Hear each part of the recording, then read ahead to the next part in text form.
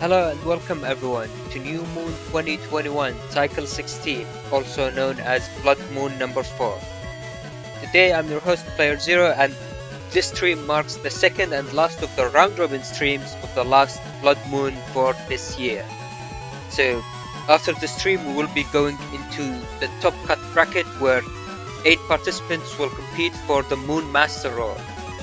But before we start, let me explain mod cards format and how Blood Moon works.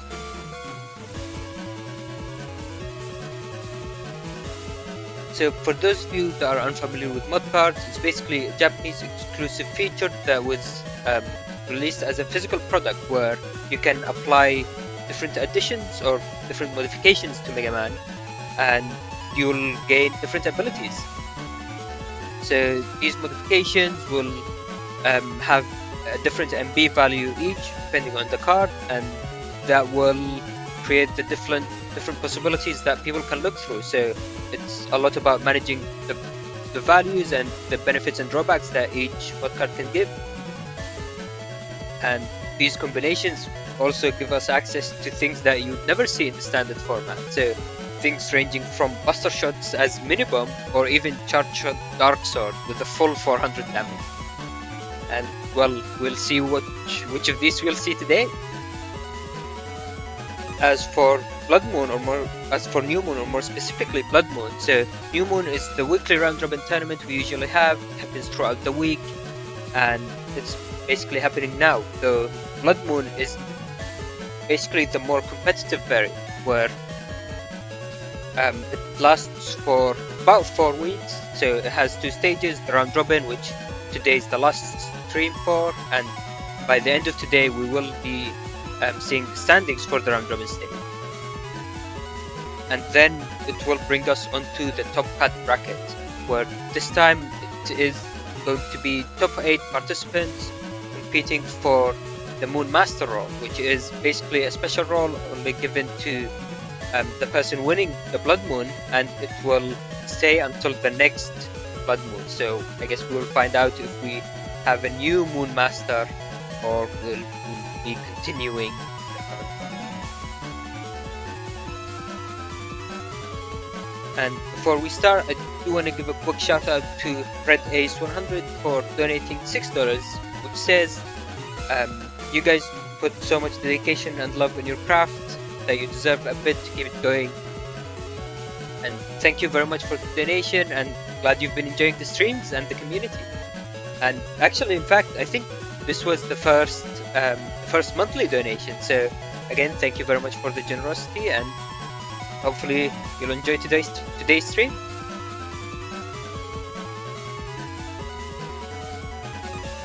Alright, and without further ado, so going to be joining me on commentary today is Nonstopmop. Hello! Greetings to everyone in Nonstomop. I'm here to cast today. Alright, welcome, and looking forward to today's stream. Yeah, looking forward to it. Alright, and with that, let's head into our first match for today, which will be Chocola vs Symes.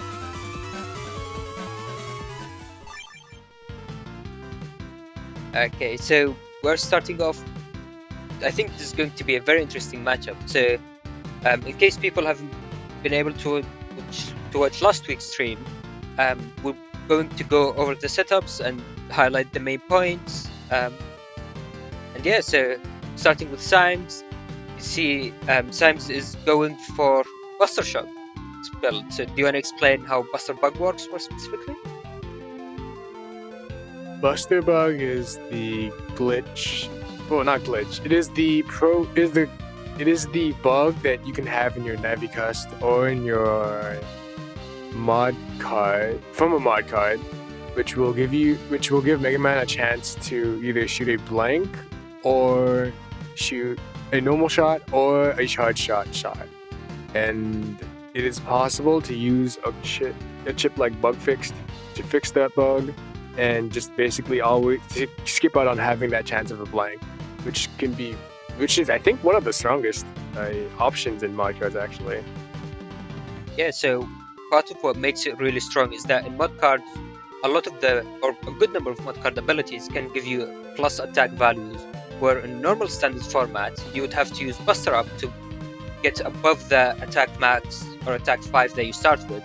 But in modcards, these modcard abilities lets you just naturally get above that limit, which is why Symes is only running one Buster Up, and once he uses that and bug fix, then he can potentially fire 100 damage buster shots very quickly. It's a very, very scary build.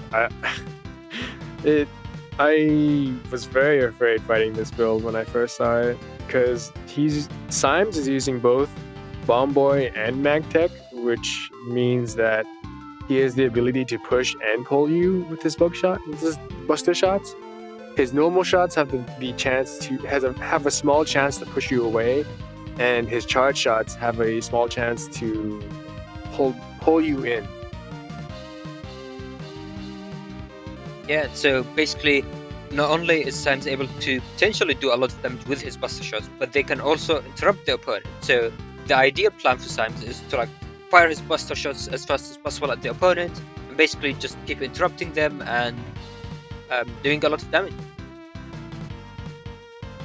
Also, he's running Slimy, which has slow gauge at the start, and he's running 3 slow gauges, so you are 100% guaranteed to have to deal with that slow gauge to some extent. Yeah, and so looking at his folder and the Navicast, so you might see from the Navicast that he has Warp Step, which you think goes against the idea of trying to fire buster shots since you can't line them up. But one of his mod cards actually fixes that Warp Step, which is very convenient. So in his folder, he's mostly focusing on a lot of utility chips, as well as a good number of G code, which is one of the strongest codes in mod cards, I'd say. Yeah, I'd say that too. The static is really crazy. So there is a bit of a time limit for the static, because Symes' main game plan is to go into Dust Cross game turn 1, use that full cast, and then look for that bug fix as soon as possible. So ideally he wants to use the static before the bug fix. Obviously that kind of depends on when he draws both. Right. So if the bug fix is used, then when static is finally used after the bug fix, it will only have one single tiny tornado, as if it were a normal tornado, but without any element panel special effects. Now, so going into Chocola's build, which I think is actually very interesting. There's quite a bit going on there. So looking at the mod card list, it's also similar to a Buster Bug build, but you also see there is the Emotion Bug and the very interesting charge shots. I think it's M Cannon, which does 180 and takes quite a bit to charge, but I guess we'll see how it works out. Yeah, but it's random anyway. Sometimes you just randomly run into it. That is true. There's always the opportunity. And so looking at the other aspects, there is the anti-magic in the Navicast. So obviously Symes is playing his Buster Bug, so he wants to get the uninstall. Chocola doesn't have Hub Badge, obviously, as Gregor Badge. So Symes isn't as worried about using his uninstall early, but he wants to make sure it lands, basically. Yeah, basically once that uninstall lands, I don't think Chocola has much to really do to fight all the Buster additions that Symes has in his build. I mean, that might be true in terms of like a straight up Buster battle, but looking at Chocola's build, there is a lot of pretty good damaging options. So we see that plus 30, which can go into static, can go into roll, can potentially go into the Groundman, even though that's obviously way less value, which is actually pretty interesting that they decided against running Q-Force. I guess they're running... I think they're probably running Z because they have both Sanctuary and Grab Revenge. Yeah, but I think the idea is to ideally just take as little damage as possible, because it looks like a bunch of defensive stuff is what I'm seeing here. The 3 invisors, 3 anti-damage, barrier 200, life aura, sanctuary, yeah. Yeah, potentially. I mean, I think there's a good balance with when you have your buster shots doing a lot of damage, and you also have things like trigger and even the emotion bug, which I thought is another one of the interesting parts, since bugfix obviously would remove that. So it's about trying to get the benefit from it as much as possible in the beginning, and then if it's gone, it's gone, and just keep going.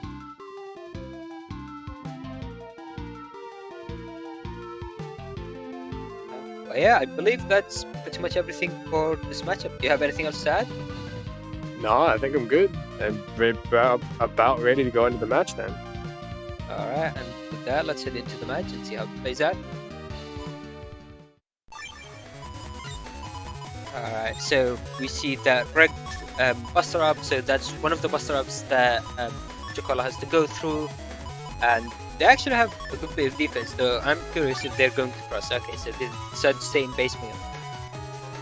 Also, I did not realize Chocola only had 6 cust. Wow, that's kind of insane actually. Oh yeah, I think it's only numbers that is giving them the custom +1, so that could be somewhat rough with no dust to try to look for the bug fix. Wait, yeah, what the heck? That's kind of crazy. That they're... Wow. Wow. Yeah. It's a kind of crazy build. What? I don't know how this... I guess it's just luck for them to get the bug fix. They have to just burn their chips as quickly as possible. I mean, I think it's really interesting. So it's not necessarily just luck, because part of their game plan with the emotion bugs that they don't always want to have that bug fix early, or like they have other outs other than using the bug fix right away. Right. So there's still the chance that they still have a way of fighting back even without the bug fix coming into their hands right away. But if it's still the last chip, I don't think they're going to be very happy. Yeah, I mean, you never want to see bug fix as your last chip. It's always one of these sad things whenever that happens.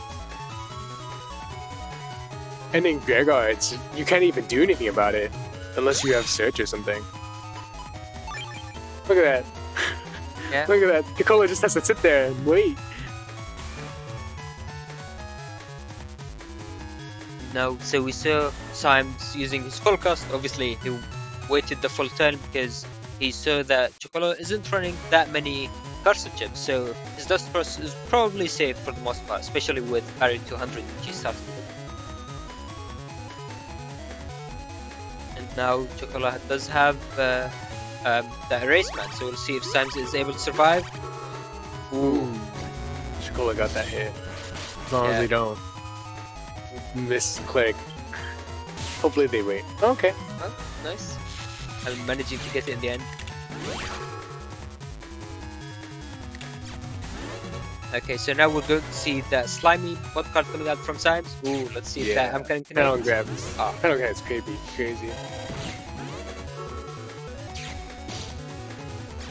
Yeah, so panel grab can deny a lot of stuff. Ooh, the Nonstomop. Oh no! There it is. So Chocola does land that double beast, and double beast is about 420 damage, I believe, which basically it is 420, yes. Yeah, lands from everywhere, and that brings Chocola about 800 HP in the league, which is a pretty nice league to have early on. It's nice, but as soon as Symes gets that bug fix, I think Chocola's gonna be in a lot of trouble. Yeah, that is a good point. And actually, I wonder why Chocola decided against crossing. I guess they still have the emotion bug, but maybe if they use the bug fix, then we'll probably see more crosses happen. Actually, that's a good point. I wonder if they just weren't sure about what cross to go into. Oh, that is a waste. Goodbye, invisible. Yeah, that's always rough when it happens. And that getting comes down. Again. That's very unfortunate. So Symes is probably going to go for the ground charge shots, and yeah, that's going to be quite a bit of damage. But we are in slow gauge, so that delta rate could potentially still. Never mind. Oh, that's sad. That's real sad. Oh, that CD hit!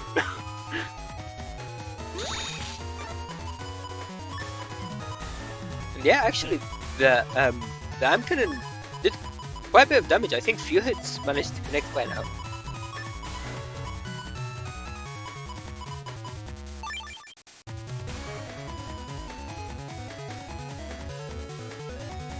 Wait, how are they gonna land that uninstall?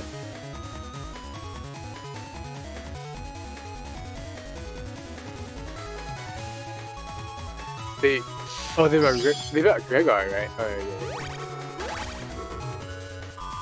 Ooh, and there goes that bug fix. But Now Symes has to oh no.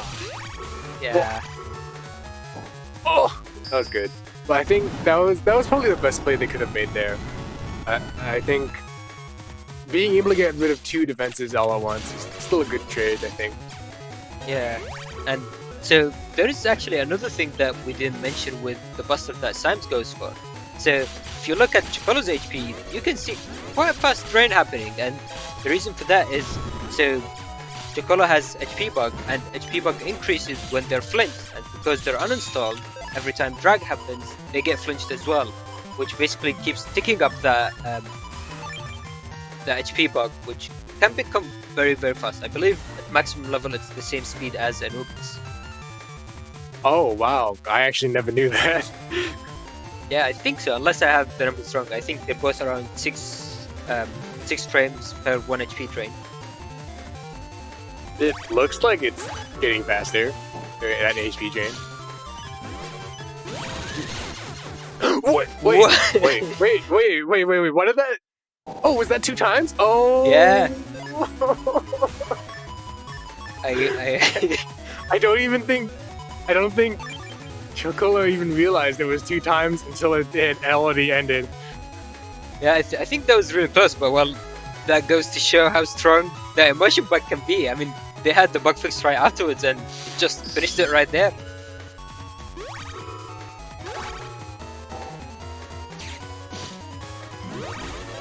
Yeah, that was the plus 30, which added up quite a bit of damage, and then the 2x, which basically sealed the deal.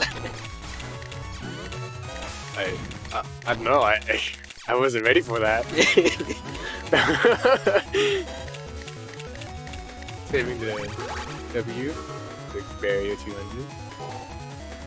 Yeah, so Symes started with the life aura, so obviously he's sitting happy there, just waiting for the turn to go, and probably going to repeat the same play as last time, so probably mashing into that full cast. Yep, that sounds about right. And that'll be a good chance. Oh, but Chocola also got that bug fix just now, so... Yeah, that is correct. So I think it's going to be interesting to see how their game plan is going to change from game 1. So unfortunately, we won't have any more 2x static plus 30 for the instant deletion like last match, but... Well, they can still go for it. I mean, that is true. They could technically get counter hit. That would be still open. Actually, things like... Oh, that's one interesting bit. So, normally, you can't get any counter hits, or you can't get a counter hit with a charge shot in normal crosses, but in mud cards, so the mud card charge shots can give you counter hits, I believe. You can get counter hitted by when using a cross charge shot too, right? Wow, that's kind of cool. Yeah, so you can get counter hitted, but you can't counter hit with the charge shot from across. Yeah. Also, poor thing, that D-cross is right there. Ooh, whoa, and, no! The early uninstall as well. Yeah. Well, Chocola still won the last round. Maybe this is still doable. Who knows? Yeah, that's a good point. It would make it a bit more difficult. So Symes going for these charge shots does limit Chocola's movement by quite a bit. Ooh, but we do see that Sanctuary. I wonder if they're going to go with it. Yeah, I think now might be okay. I thought this turn might be an okay time to try and burn away the Z code, because there's a very good chance they can get locked in area from any kind of holes and area grabs. Yeah, but there's also the part in the Symes is in Dust Cross, and Dust Cross is very good at dealing with Sanctuary, so can pretty easily break panels. So maybe they're holding on to that Sanctuary for maybe a bit of a better opportunity. Right. Like maybe after Dust is gone. Yeah. Which I would like right now. Exactly. So Symes probably has that bug fix as well. There it goes. Yeah.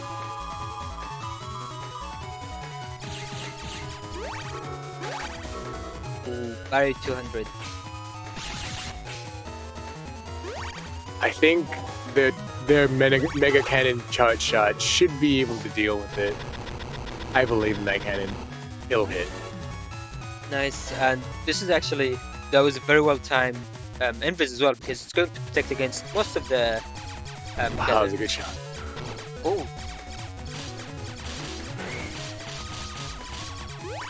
Oh well, no buster, no procs there for Symes.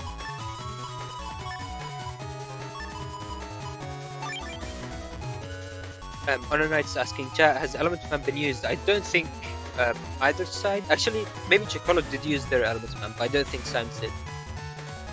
Yeah, I think it was used on Chocola's side. I vaguely remember it being just thrown away.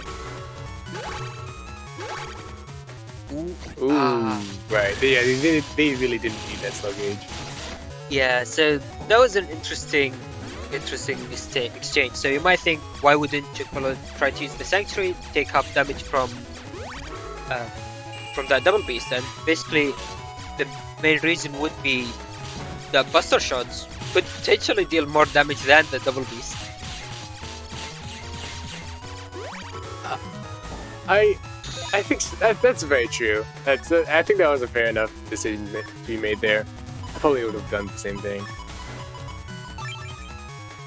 But so that exchange actually, I think, highlights a very important aspect of mod card that I'm sure we're going to see very often in the upcoming matches today.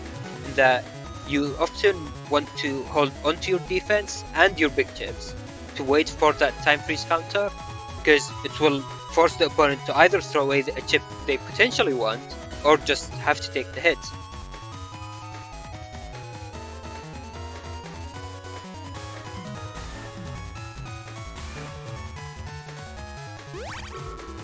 Ooh, and yeah, there goes the Element Man, so that will deal with these Sanctuary panels. Yeah, Symes definitely waited for that to come out. Ooh. Oh no! That's pretty unfortunate TFC, because it means Judgment will now regain all of the area.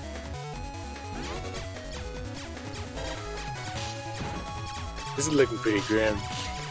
Maybe... Yes. All we have to see is another static times... Oh wait, no, we can't. There's no more static times 2 anymore. Yeah, but I mean, there is still... unfortunate... yeah. Just like he said. Yeah, that could have closed the gap pretty nicely, but unfortunately... Okay. Ooh, okay. I keep trying to say something and then the game changes.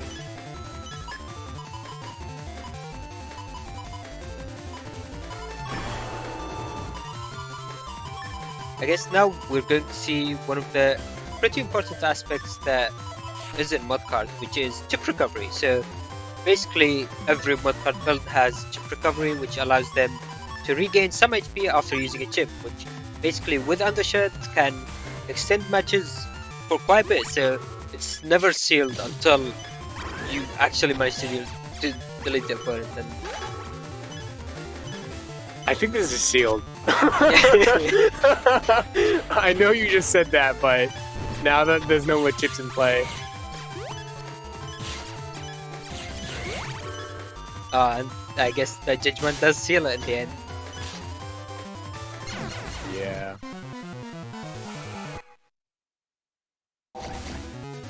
Which will take us on to game 3. Ooh, Guardian Field, so that's an interesting start. That might get rid of someone's aura. Yeah, either as Guardian proccing the aura, or as a flying Guardian object colliding with the aura, who knows? Oh, right. You can just suck them up with dust.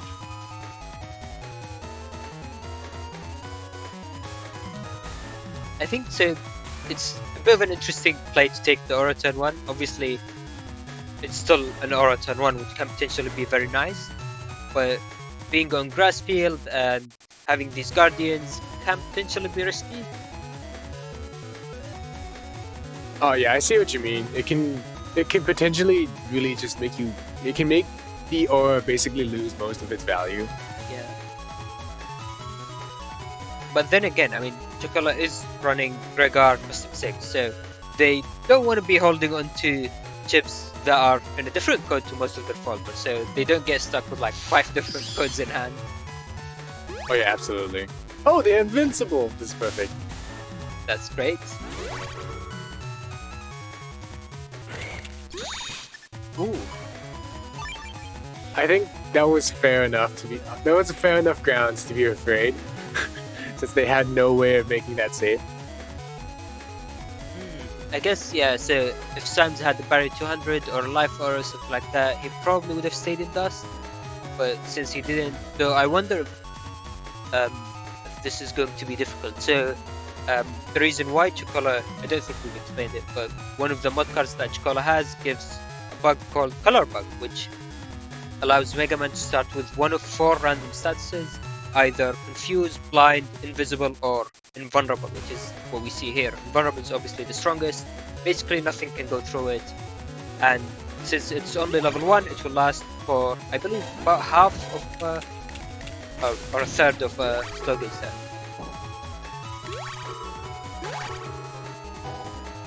Also, in the YouTube chat, Chocola happens to mention that I am amazed that they never mentioned I am running normal body instead of an elemental one, which I should have said something about, because it is very rare for anyone to actually be running normal body in this format. Actually, do you explain why the normal body? I'm assuming it's because Chocola is running what's it called? Twins. Yes, twins. Because Chocola is getting their chip recovery from twins. It's probably why. Oh, they didn't take the barrier. That's probably why they have no color. Because everybody's usually running things like something like Totem, which will make your Mega Man red, like Symes. Oh, there's the end. But Symes losing his Tengu Cross is actually pretty rough there. So Tengu Cross can be very nice if there is no real way to deal with it. Which, I mean, Chocola does have that Delta Ray, which is always scary. But I think if Symes expects it, he can defend against it pretty well.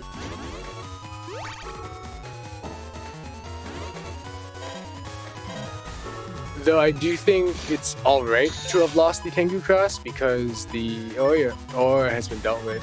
So the most important thing is basically gone. Yeah, that is true. Though actually, it does make me wonder. So we can see Symes still has that custom HP bug, which means Bugfix is still on the board. So why did he go into Tengu Cross? I think that was a pretty interesting decision there. I'm assuming the goal is just to get rid of the Aura, and that's it. Ooh, that was great timing on that static. Good thing they brought that. Yeah, that was actually pretty rough exchange for Symes, because now he lost one of his best defensive chips, I'd say.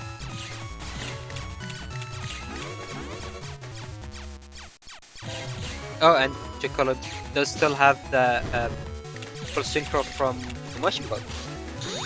Oh, right. Oh, I thought they would lose their full synchro once they were flinched there, but I guess they didn't.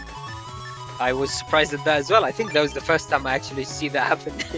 I didn't actually know that's how that worked. I thought just any hit would actually, or anything that flinched you would get rid of it, but... Ooh, Symes going for Tomahawk Cross, basically as another way to try to deal some consistent damage. But unfortunately, he, I think, only has one area grab or no area grabs, so trying to maintain that positive area was pretty difficult, as we saw there. Oh wow, they only have one. That's kind of wacky. And I think it makes sense for Symes because he's running Buster Bug and he has that Slimy, which gives charge shot and panel grab. Now it's gone. Yeah. But I think, well, I feel like if you normally you would just not run any, if you didn't think you needed the area. No. That was more why I was a little surprised about it. Yeah, I think it's an interesting tech decision, like, because you can have exchanges where a full area grab can be much better than a single panel grab, if that makes sense. I don't know, I do think it's an interesting decision. Ooh, and we finally see that bug fix, though Symes is quite a bit behind on HP, which I guess recoveries change that now. And that Geddon potentially will be a lot of damage. Oh wow, Symes is afraid of actually sitting in that lane. So I don't think that was Symes being afraid. I think there were a few buster shots that applied drag to Symes, which stopped him from moving. So it looked like he was just standing there for no reason, but basically he couldn't. Oh, I thought it was. I was under the impression that Symes wasn't going up to that top row because of something like that. I thought maybe. Okay, but you're probably right though, to some extent. I think I didn't actually realize what was going on there.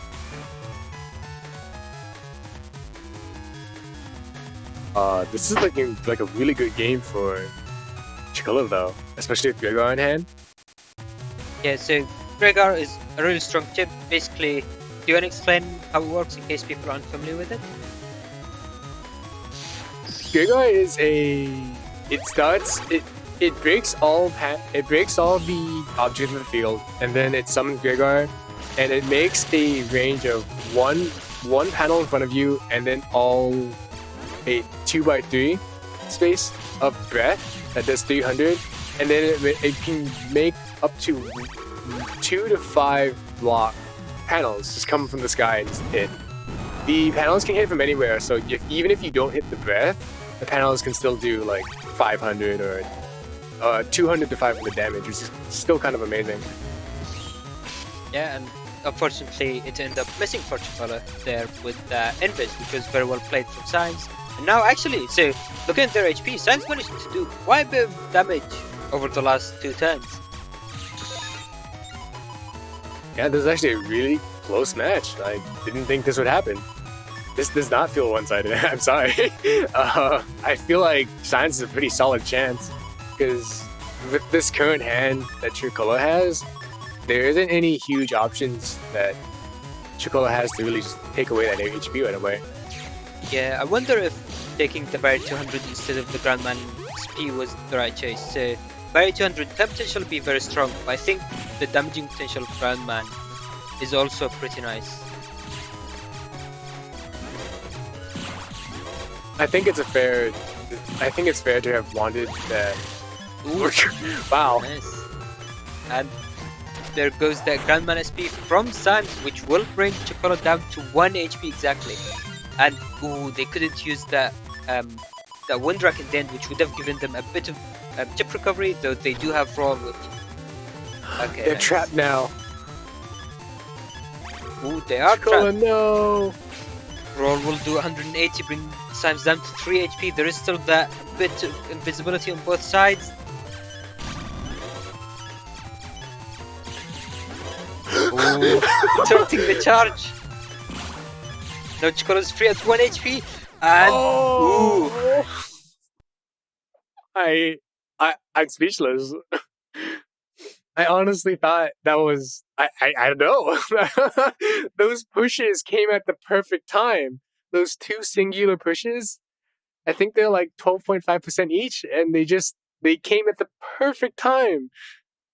Yeah, I mean, so I think this is actually a very good match to start off with. So we had Symes behind over 1000 HP a few turns ago, and then all of a sudden they were both at 1 HP and just fighting at the very end there. Dang. I didn't think the small push was that good, but maybe it changed my mind.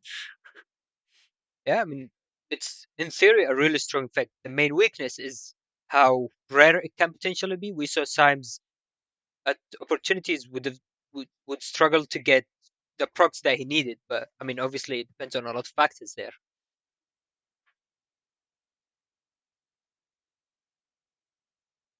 And yeah, I mean, that was very well played from both sides. That ended up being very close game and well played. I'm basically speechless. I don't know what else to say.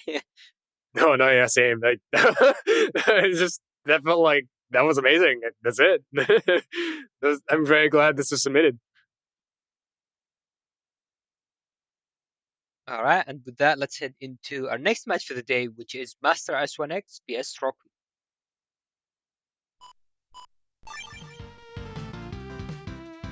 Okay, so looking at both of their builds, so actually we already saw a bit of anti-magic in the last match, and we're going to probably see it again with Master S1X's build, but we also see that Gunner mod card, which I think is actually very interesting. Do you want to explain how that works? I actually don't know what Gunner is. Hold on. What it's gonna do? Is that the mock gun charge shot? Yeah. Maybe? Okay, yeah. All right, maybe I do get it. Okay, so Gunner is the mock gun charge shot. Well, basically, you get to shoot a mock gun when you charge it. But mock gun is really nice because it lets you get rid of any anti damages your opponent might have. So it's actually a pretty darn good charge shot. The only thing that might be bad about it is that you have to wait for the entire mock gun to play out before you can move again. Yeah, that is a good point, and I think one of the parts that makes it really strong, or like one of the better parts with it, is having the uninstall, which we see Master S1X is running in G-code, and it basically means that if one of the hits connect, it's very likely that at least a few more will also connect, and with the fast charge time that Gunner has, that could potentially do quite a bit of damage. Oh, I didn't even realize it was fast. Yeah, I'm not too sure on the numbers for it, but I think it's one of the pretty fast charge shots.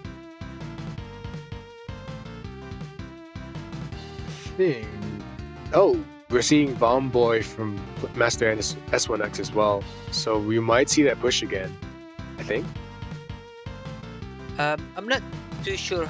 I actually don't fully remember the other benefits that Bomb Boy has, but they don't have bug fix, so I'm not too sure how much we're going to see that Buster bug in effect.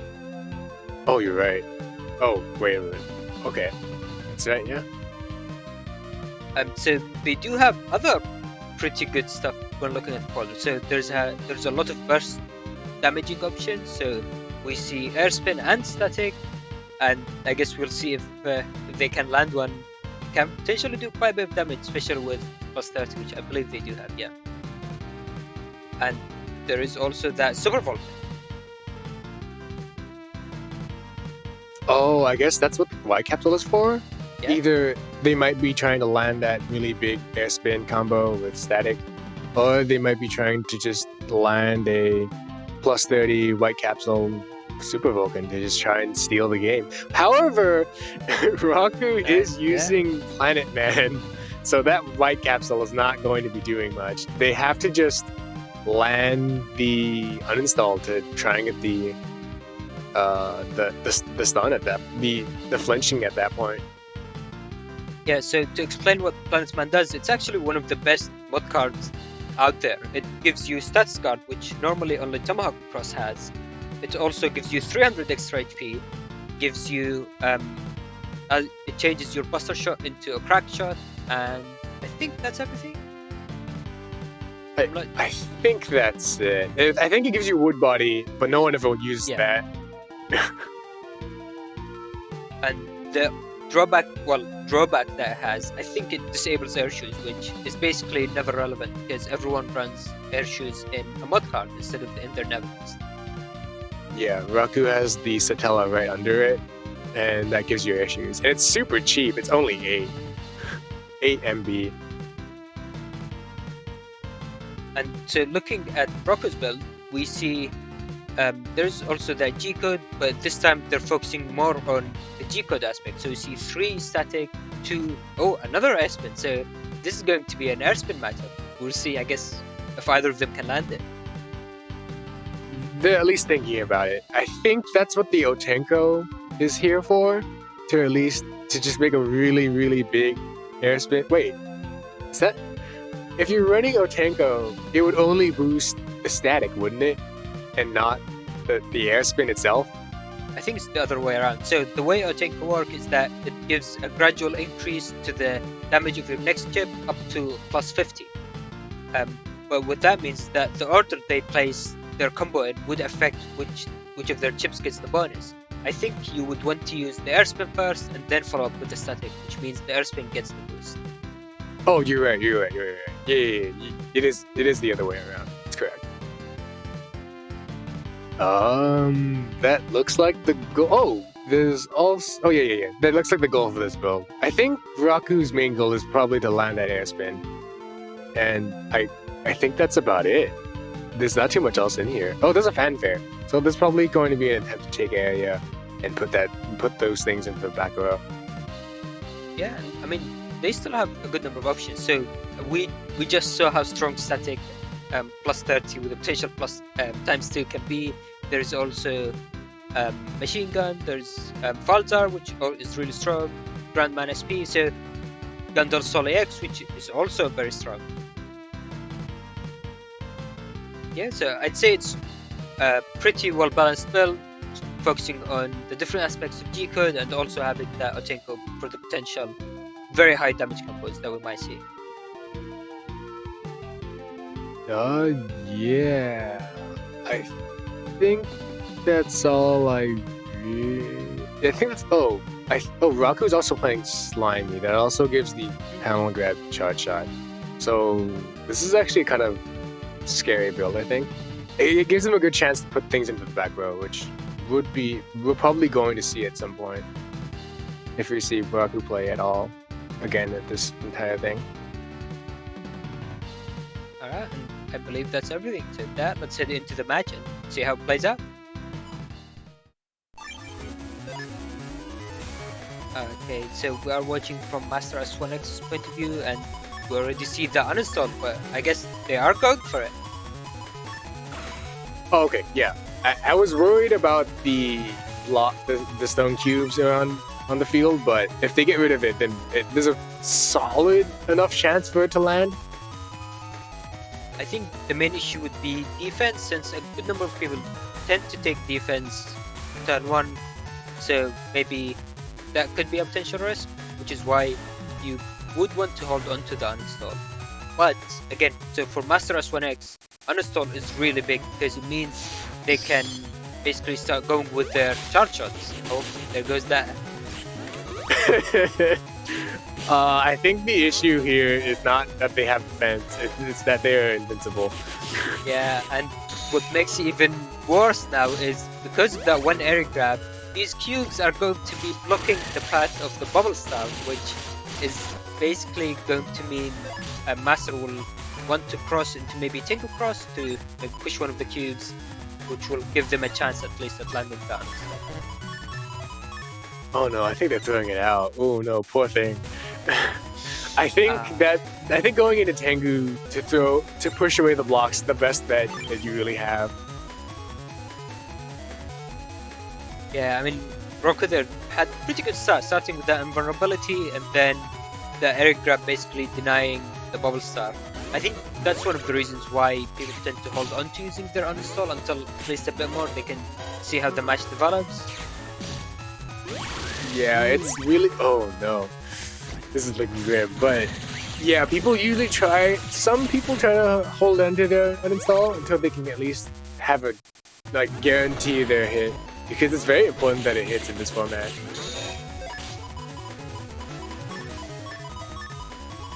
We saw that static plus 30, that static times 2. Thankfully that didn't have a plus 30 on any other boost, because that would have done a lot more damage if it did. Oh, I don't really see how this airspin is going to hit here.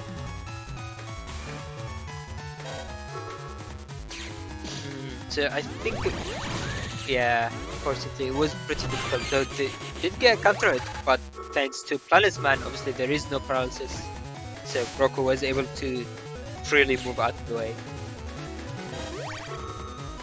Oh, we forgot to mention that Master S1X is normal body again. I keep forgetting about mentioning that. Yeah, so Master S1X is also running twins, which is pretty rare. So seeing both of them in a row is pretty funny coincidence, I'd say. But so far, this match is actually very close. So both of them are dealing similar damage to each other. They're around the same range of HP. Oh wow! Okay. I guess you spoke too soon. But this roll should be healing back a good chunk of that HP though. I think ideally Master S1X wanted to wait to get 2x proc for that increased recovery, even if it would be blocked in terms of the damage.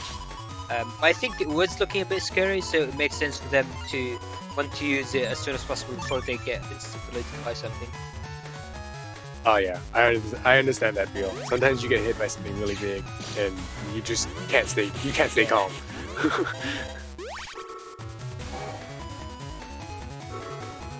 Ooh, and the panel grabs are coming down, so...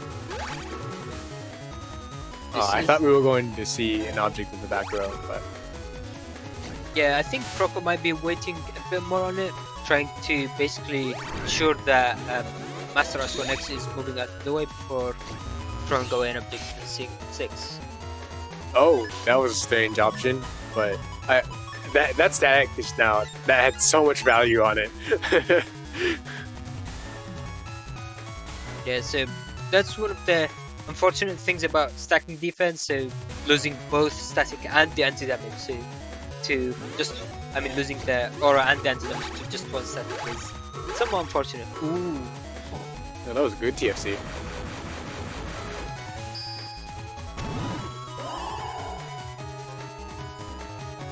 Oh yeah, Rocku is running 3 statics, so I think it's pretty understandable to expect that to happen.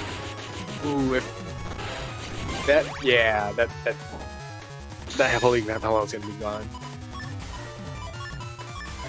Yeah, and so Rocku and Chad is mentioning there was quite a bit of lag, which I believe is the case for most of the Master S1X matches, because it's because of the distance between players, which fortunately does happen because of the online conditions that we have.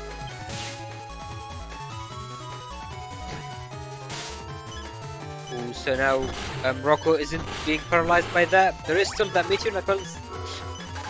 Hey, going on a badge, but I think that was probably worth it for Rocku there. Also, yeah. Rocku probably doesn't. Oh no, Rocku probably doesn't realize that uninstall was thrown away right at the beginning of the match. Yeah, exactly. So, I mean, throwing away a badge there, I think protected from over 500 damage, if I saw correctly. And yeah. Oh, I didn't even keep track, but yeah, that's great. 500 is a lot. Ooh, and now Habaj does come up from Master S1X instead, which with this judgment is going to regain all of this area, unfortunately, removing all of the work Rocku put in. Looks like we won't be seeing any backstage objects for this match then. I don't think there's any more area gap left. Or if there is, there might be only be one mile. I mean, Rocku has the infinite panel grab, so you never know. Oh, yeah, that's true. It could potentially end up there at some point. Ooh, so this Grand Man SP is going to be very nice, bringing Master S1X HP quite low. But they have their own Grand Man. Oh, 2 times! Ooh, I think that might actually be enough for game. And oh. That was a very fortunate 2 times.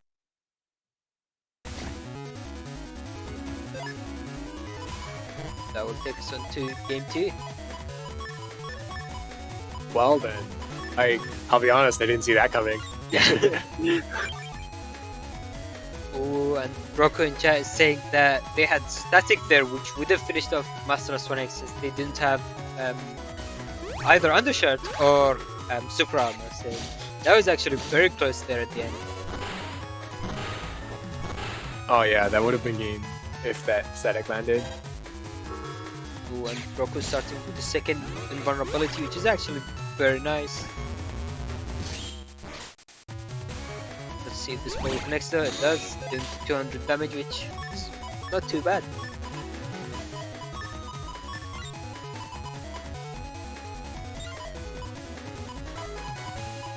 Ooh, this is looking a little rough. I guess they. Oh yeah. I guess that makes sense. Going into barrier 200 and just going in the next turn. That actually makes sense to me. Yeah. So I do somewhat wonder about their next turn. So their hands might be, might have a lot of different cards in it. So it might be a bit difficult to try to go through. Okay, never mind. Oh, that's interesting. That's a good. I think that's a good decision though, because their hand kind of sucks. It does make me wonder why they didn't go into Dust Cross the previous turn. That was the plan all along. Oh yeah, that's fair. Because I think as soon as you realize your hand wasn't the greatest, as a false-up player, you have the option to just go into Dustin if you need to try and fix that up. Ooh, okay, so this could potentially be very big if Rocku decides to go for that airwheel static. Okay, so they decided against it, which is the safer play. But since Rocku was still stuck in the machine gun animation, they could have tried to get a good number of hits. I kind of wonder why they decided to beast. I wonder if that's because of the hold or... Oh, that's great timing for Rocku to go into that. Now they have a free way of getting rid of any life auras. Yeah, so I think going into beast out might be basically... Oh, that was a plus 40. So that had the plus 30 from Rocku. And yeah, so what I was saying is basically in mod cards, sometimes you want to beat the cross or you want to lose the cross you're in, because most of your abilities are based on being in base Mega Man, and being stuck in a cross is more often than not less than ideal, which could be what influenced Master S1X to go into beast out, so at least they have that timer that is ticking down. Ah, no. Oh, I wonder... Oh, I see. Yeah. I see. Rocku was trying to back plus B, but they were unable to get that out. Yeah, and that was actually very, very unfortunate for Rocku, because maintaining all of that area would have given them a very consistent and very big damage output in single charge shots. Yeah, and Master S1X didn't really have a way of getting out of that situation, because I don't believe they actually run wind racks, which is... Oh, wow. Oh. I'm not sure I noticed that until you just mentioned it. Yeah, they had no way of actually pushing... They had no way of pushing Rocku back. Oh, they got the uninstall. Oh, nice. This double beast is actually going to destroy the airwheel. Yeah.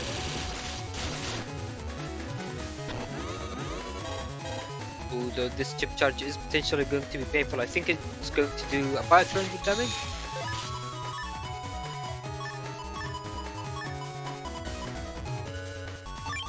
I guess by going back into the base Mega Man, Master S1X has the ability to use anti-damage again. Maybe that was their goal, to go back into base Mega Man for it. Yeah, I just don't think it.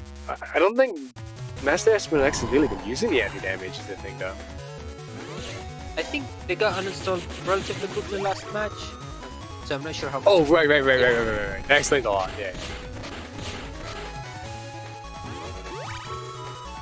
And now we can see basically the Master S1X game plan is online, so they are able to land. Oh, that was good. That was good awareness. Just step forward there. That was really close. So one of the main issues with using static in beast out, or the static wheel combo in beast out, is that static actually targets the opponent instead of the air wheel, whereas you have more control in base Mega Man. But that actually did hit both the opponent and the air wheel, but unfortunately ended up missing in the end. Ooh, I think that was like that was 4? Yeah, it looks like 4. That was good. Yeah. That's like average, right? I think it's a bit more than average actually. Ooh, that double anti-nav exchange, which unfortunately is going to miss anyway. Yeah, I don't think that was worth it.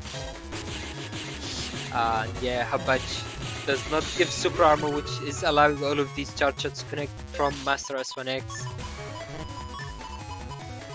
Oh, actually, even if Rocku decides to go into ground cross to try and get super armor, the mock gun charge shot will just get rid of it right away. I actually didn't realize that. Yeah, so that actually makes this charge shot potentially very annoying to deal with for Balzar. Gregar could potentially go into Beast Out. And there is the exchange, so I think that was actually very good order with chips from Rocku that was able to save them from pretty painful delete there.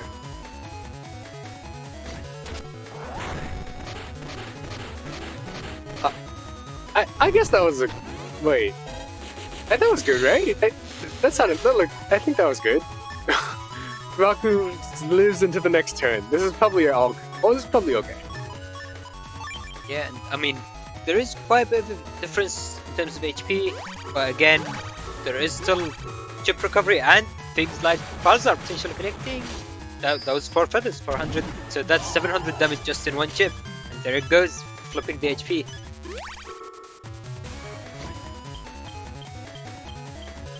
Ooh, Rip of 300 was, looks like being offered. And now Raceman will go through the invis.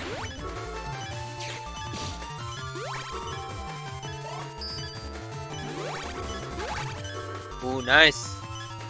Oh, this is looking pretty close, actually. But I think the... yeah. The mock gun... Wait, what? Okay. I was a little confused why suddenly Master S1X just stopped charging? Or, I don't know. But okay, we'll see where this goes. So, Master S1X has the double beast lined up, which is actually very good chip to try to close the game with, because it has a lot of hits, so it can very easily go through Undershadow.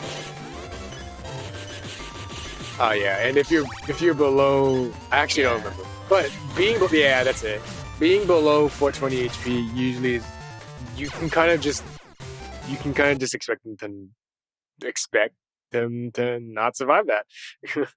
Yeah, and Master S1X was able to maintain the constant pressure with their charge shot, which basically would have forced Rocku to use their defense either way. So it was a bit of a difficult position at the end there. But I think that was overall pretty well played. Oh yeah, I mean, it was the charge shot that Master S1X has is just, I think, it's just a little hard to deal with, and I think maybe Rocku wasn't too prepared for it, or I think it was also the area too. Area was not. I think it was like 2 area, -1 area for Rocku. The most of that around the end of there, so it made it really hard to actually dodge, just in general.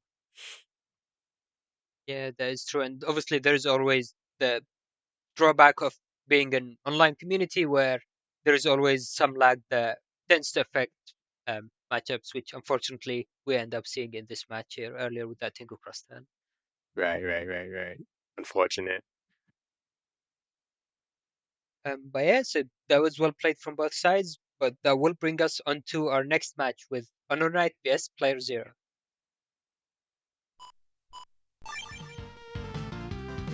This playerzero guy sounds a bit familiar. I wonder where I heard that name.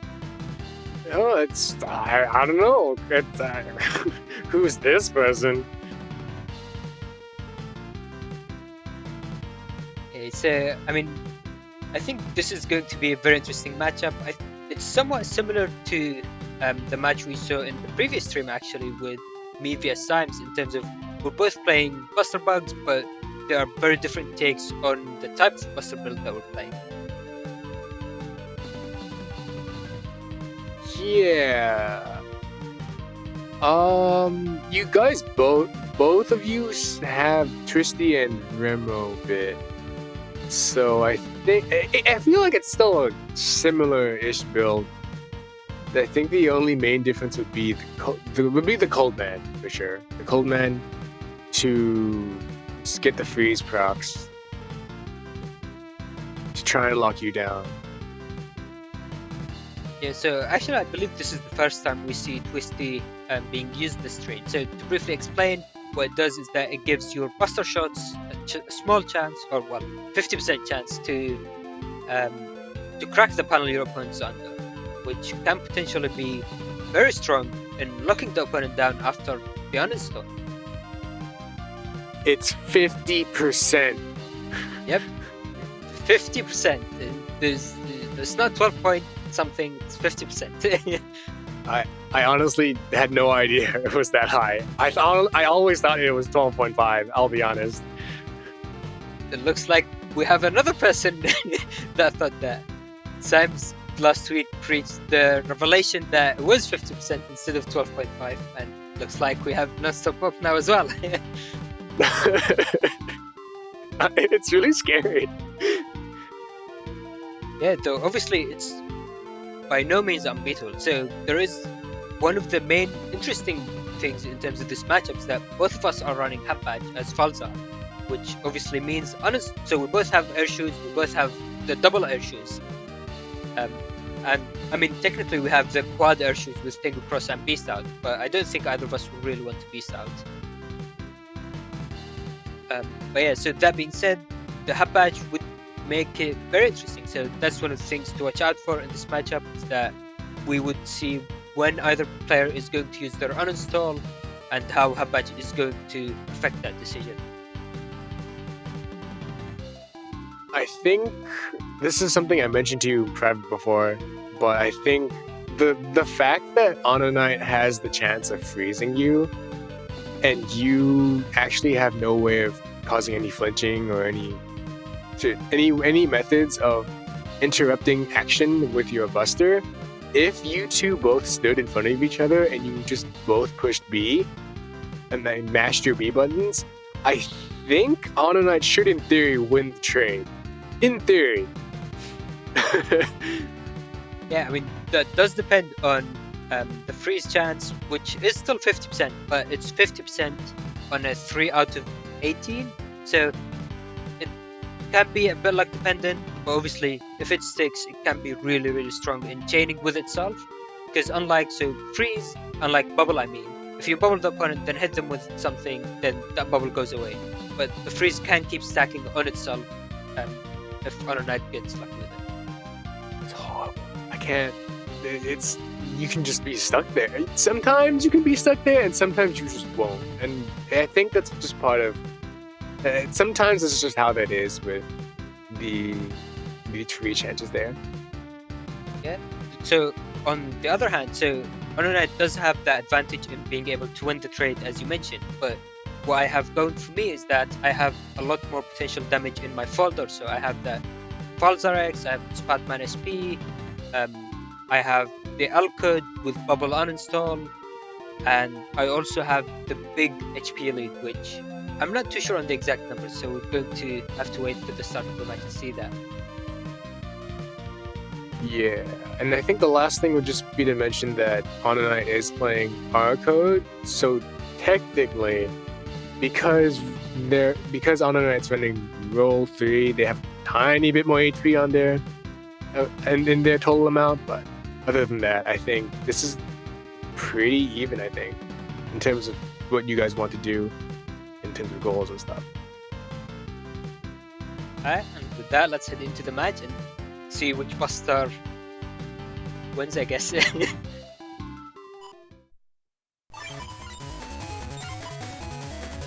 Alright, wow. So, yeah, so about 1000 HP difference, which is quite a bit when looking at it, but this is mod card, so there is still chip recovery. We both have recover 300, so it's definitely by no means the only deciding factor. But that is a lot. I didn't realize it was that big of an HP difference. Okay, so as we've seen before with Symes, Buster Bug builds tend to want to go into Dust Frost turn 1, and they want to go through their folder as quickly as possible. But unfortunately, the erase man start is going to punish HonorNite very badly for starting with the anti-damage instead of a life for her. Oh, poor HonorNite. Yeah, that was a pretty unfortunate ordering for HonorNite. HonorNite probably expected something. Oh wait! Oh. This is kind of amazing. The double erase, man, I guess. At least you both agreed to just not have dust for that first turn. Now it's even. Yeah, so having dust in this matchup is potentially very big because obviously it lets you go through your folder much more quickly. Ooh, and we see HonorNite already has the uninstall, so I think it's going to be pretty interesting to see if he decides to go with it or maybe cross into something and try to use a bit more offensive charge shots. Yeah, it looks like that. I think there's a good chance they're probably going to try and take that Judge Man to try and lock you down before they land it, I guess. Oh, maybe not. Yeah, maybe not this turn. I think it's an interesting decision. So Judge Man and Elements Man, if they both land, can potentially be very good interrupting options, where you basically keep the opponent stuck with in HonorNite's position.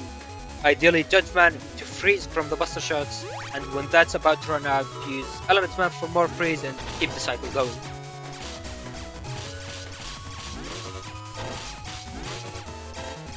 Ooh, but looks like I already have my bug fix, so these Buster shots are starting to add up very quickly.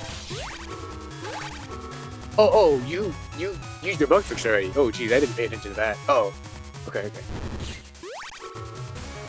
Ooh. The anti-damage connects and then into that Judge Man. No Buster procs for HonorNite, that was unfortunate. And then the Prix goes through, which will take us into the next stand. There's a pretty solid chance. If you don't, what was going through your head in this moment? Did you think you had to use a cross or something or anything like that? So I was frozen there, and obviously I was looking at my cross list. I'm probably going, I don't remember exactly, we played this match quite a bit ago. I'll probably go into Tomahawk Cross Tengu Cross, since HonorNite doesn't have as many threats that pressure it, and I want to save Tomahawk Cross for when after that bug fix goes online. Okay, never mind. Not even you understand what you were going to do. Ooh. Oh, that didn't have the uninstall. I was so convinced that would have it.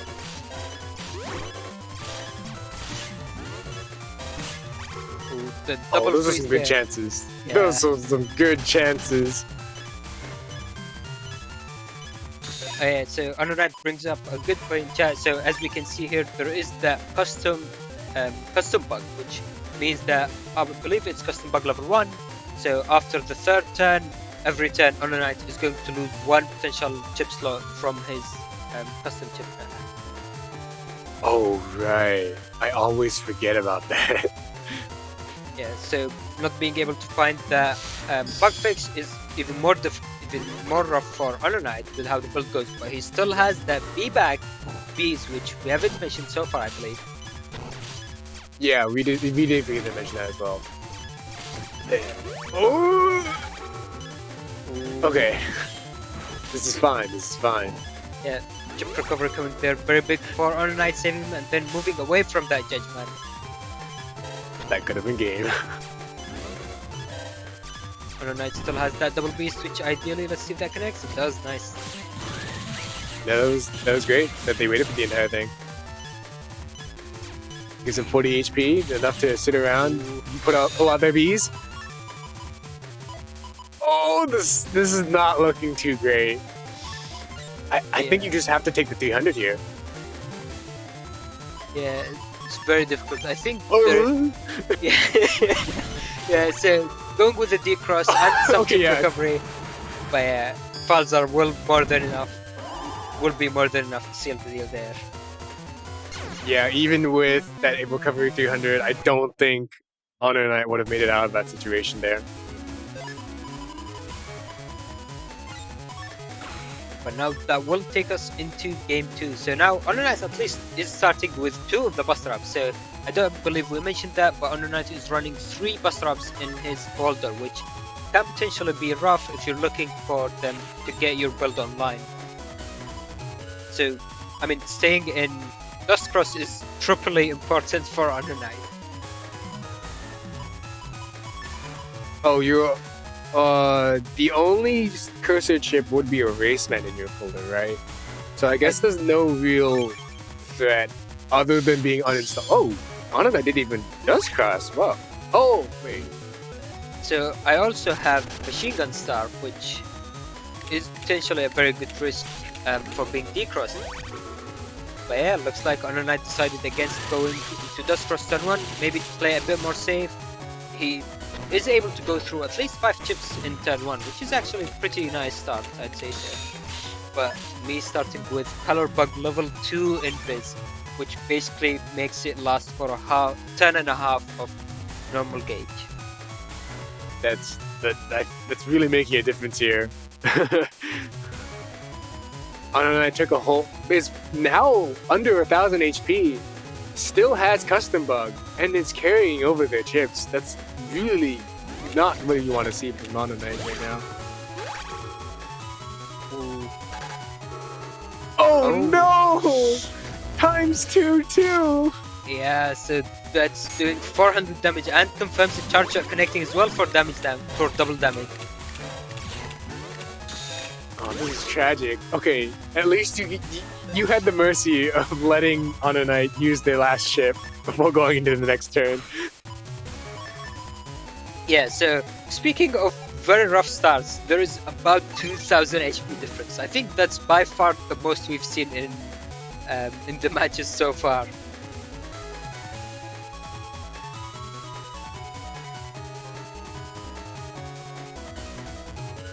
But looks like HonorNite is going into Dust Cross. I believe they're taking Parry 200, which is very good defensive option, as well as the full cast, which will hopefully give them an out into going for the next turn. Unfortunately, you have Tengu to get rid of the barrier and aura if they had it. Yeah, and Bug Fix also coming out. That's very nice. Though unfortunately, it looks like HonorNite was able to land the Erasement before the B-Bag going through, which will take us into the full cast. Oh, that must have been HonorNite purposely throwing away that chip, I guess.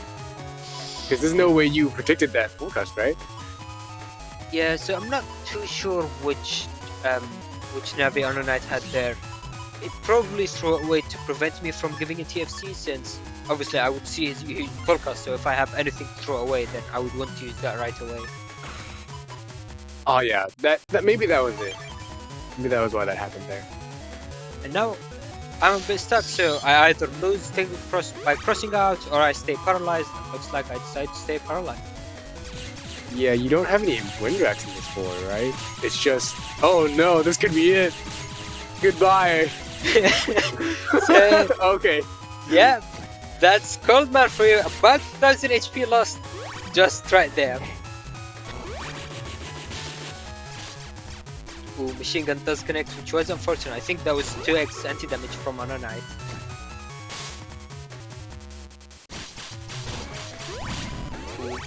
Few buster shots coming out. HonorNite using the slow gauge for a bit more chip recovery, and then we go into the next turn. Looks like HonorNite is still not pulling that uninstall, but I don't think it's a big deal that they don't have uninstall, because you're in Tengu and they don't actually have a way of getting rid of that either. Yeah, so looks like HonorNite is going for a bit of a defensive turn, which could potentially be a very good comeback potential for them. They also have that Sanctuary, which, although Sanctuary is really good, because I'm running that Twisty, which cracks panels, obviously makes Sanctuary have way less value compared to what it would do. Ooh, and the Invis coming down, so now it's all about just trying to avoid these Buster Procs. I guess you're not getting that input. Yeah, very nice reaction from HonorNite, being able to bring out plenty of defense to deal with. Uh-oh. Now how do you get rid of that aura? I guess it's a good thing that HonorNite hasn't drawn it, otherwise you'd be in a little bit of trouble. I think I still haven't used my wind drag, so that could be a potential out. But the main issue here is that, as we can see here, HonorNite does have the uninstall, so going through the uninstall Heat Dragon, if it connects, could potentially leave me locked in place with these broken panels. Oh yeah, and with Christy, that's oh no, that's a Heat Dragon. Oh no. And looks like There both it the is. decross and the uninstall goes through. Ooh, the I freeze guess HonorNite didn't need those holes. and that will take us into game 3. So that's Mudcar's over 2000 HP lead and just gets overturned just like that. That was the quickest turn I'd ever seen. So quick.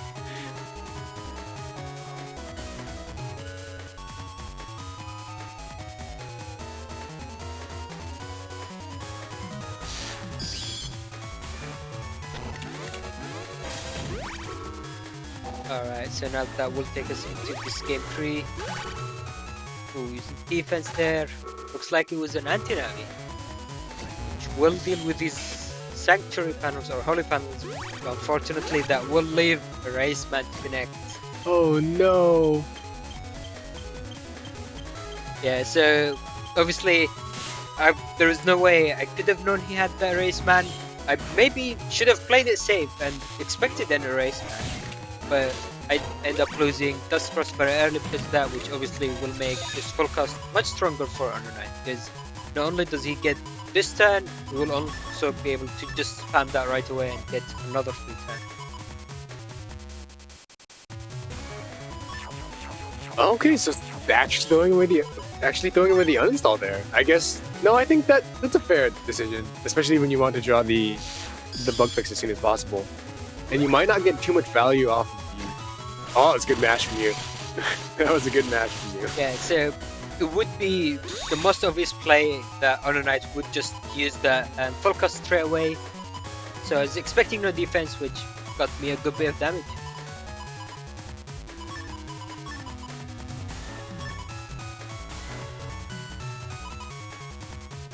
Okay, so Yeah, throwing away the hub batch, I'm assuming, for when you actually get when HonorNite actually gets uninstalled later in the match. I'm assuming. yeah, it's pretty similar to the reasoning for throwing away the uninstall into the back of the folder. He wants to wait for my response or my theoretical response, then pressure me even more. Because so it looks like I do have the advantage with HP, but since my build is still far from being online, waiting for that bug fix, then it could still potentially be rough. Obviously, I do have plenty of ads. We've already saw in a previous match Falzar X alone doing 700 damage, and that could potentially be repeated here.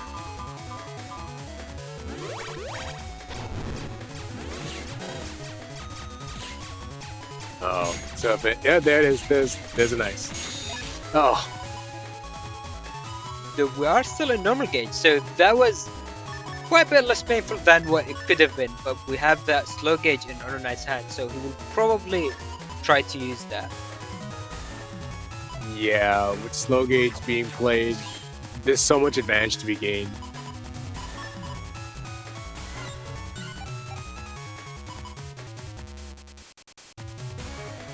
I'm assuming you're going to cross here, right?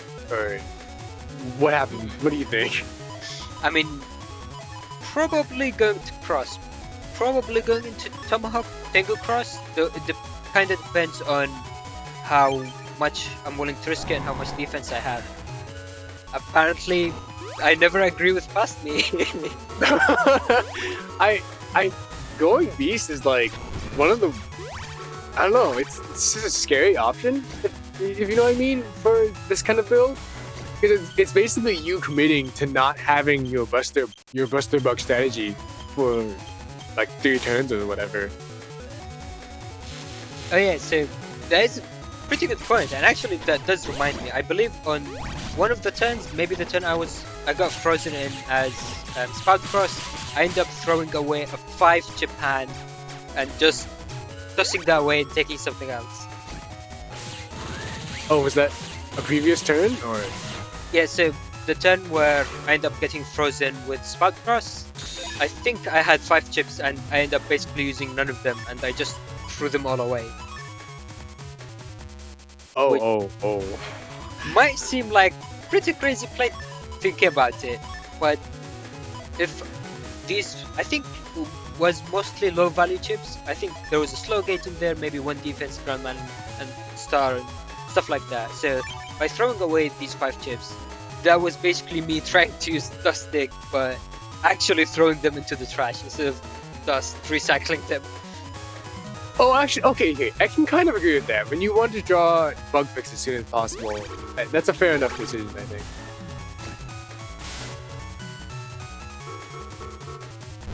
Getting bug fix is basically how you're going to win this match, so forcing yourself to try and dig for it is, I guess, the best thing you can really do. Ooh, and hub is coming out, so I believe that will give me 1 extra custom, and so I have custom 7. I think that takes me into 8. Run. Oh no!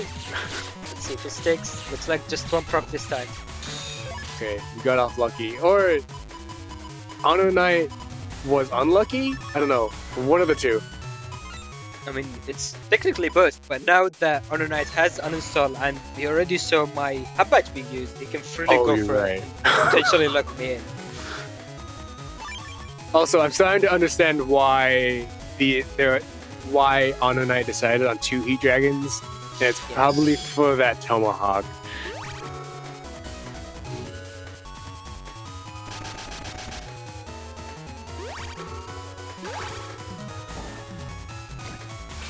Is being used there, so that will block a good bit of the turn for HonorNite's buster shots and will protect against troll.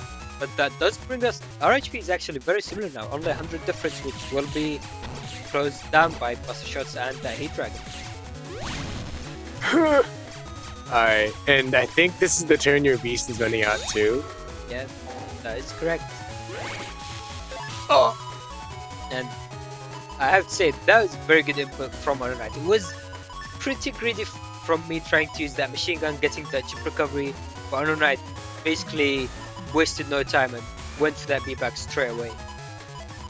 Yeah, you weren't able to really get any value at all off of that life bar, which really hurts. But I think there wasn't much you could try to do to get value off of it if they were in Tengu.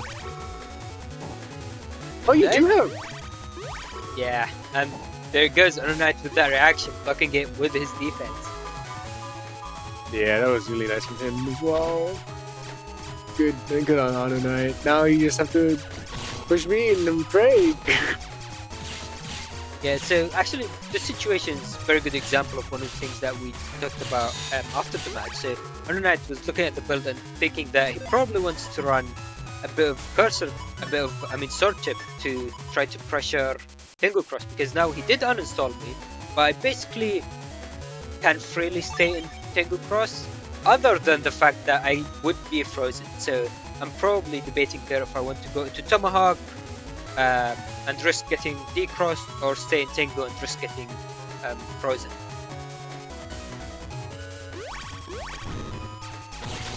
I guess anti-damage is the one way you could possibly lose it. Your Tengu Cross, I mean? Yeah, I mean, I think we saw that happen already in one of the previous games.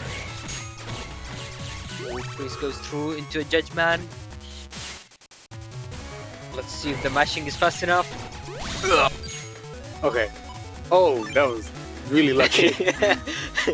Getting the final freeze proc there at the end. So this will probably make me want to go into Tomahawk Cross, because at my low HP, I can very easily lose the game in this freeze. Yeah, but... Oh, you win. Ground. Did I lose Tomahawk already? I don't even remember at this point. I think you did, actually. I think? I guess... But... The other thing... Yeah. It's over. Yeah, there it goes.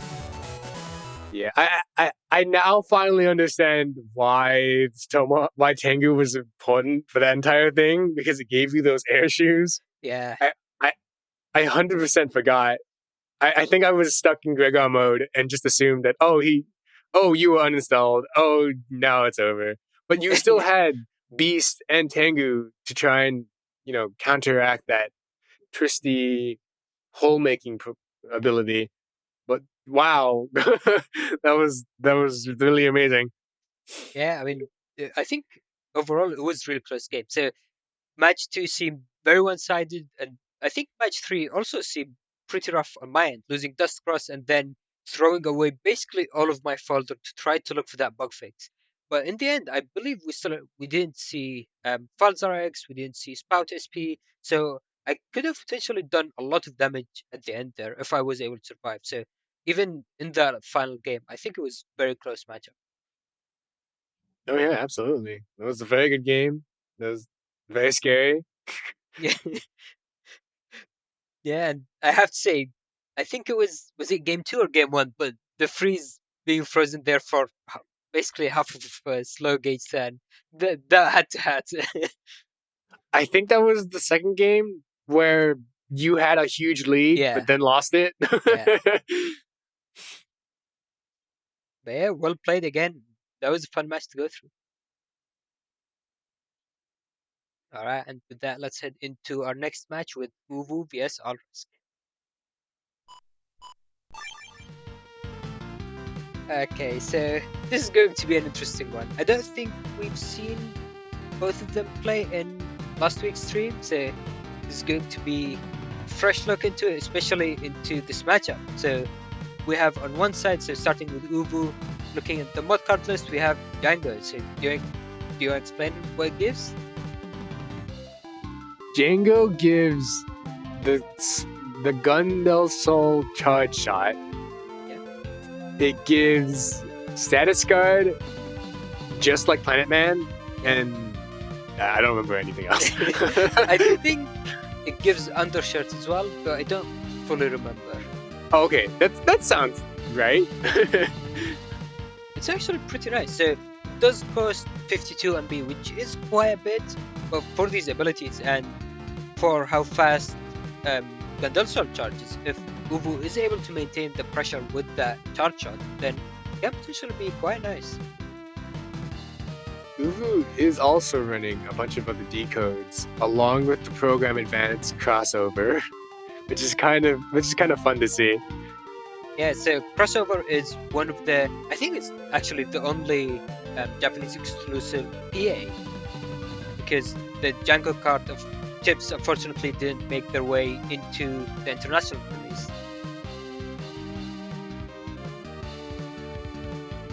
Maybe that's why Uvu decided to bring over all this Django stuff. Yeah. Now that it's finally had the chance to play in mod cards. And over on Alrysc's side, I think this was the build that Alrysc made, not expecting this to be a Blood Moon, and also this being their first mod cards build ever.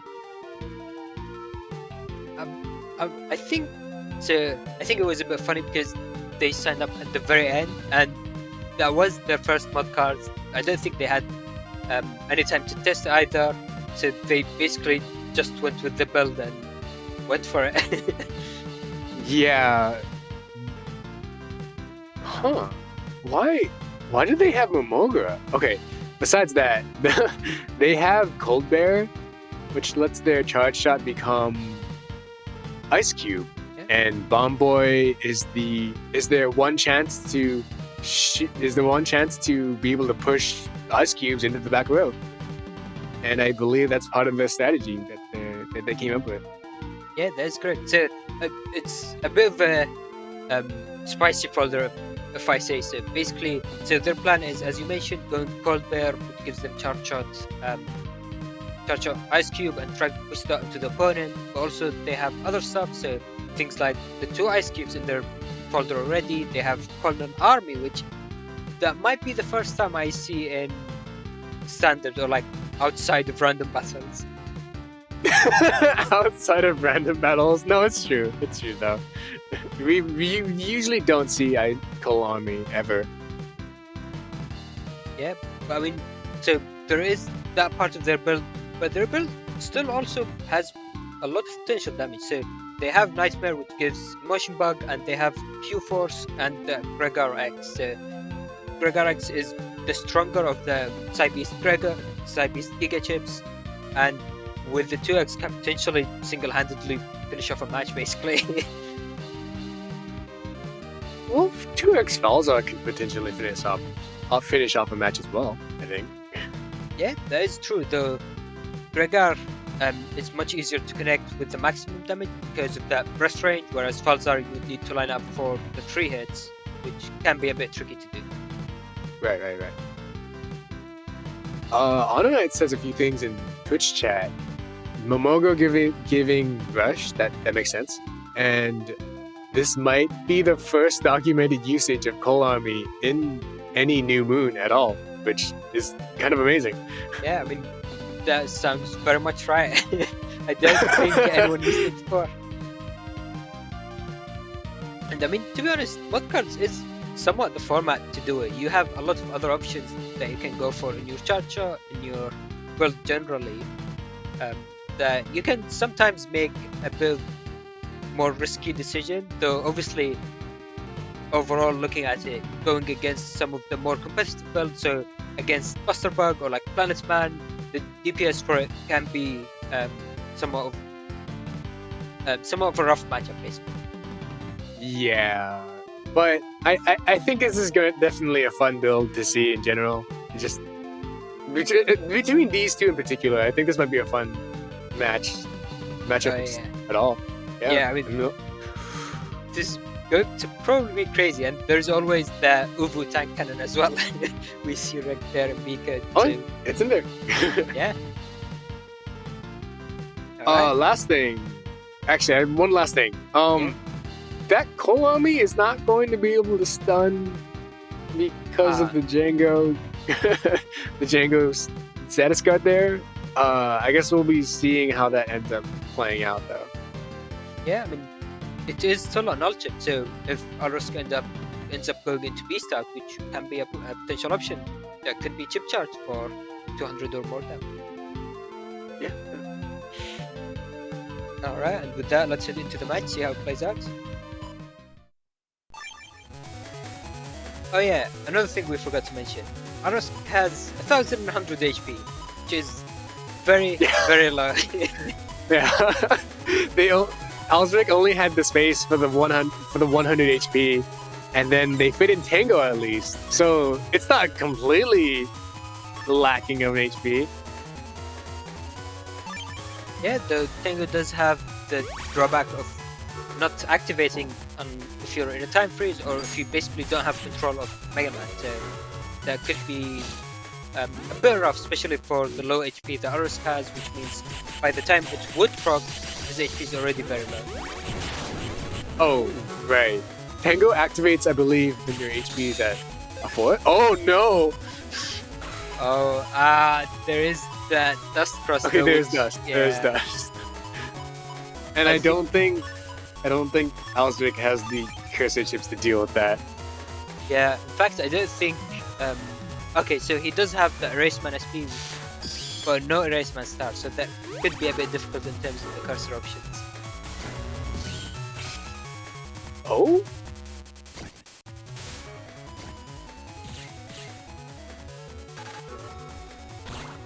Oh.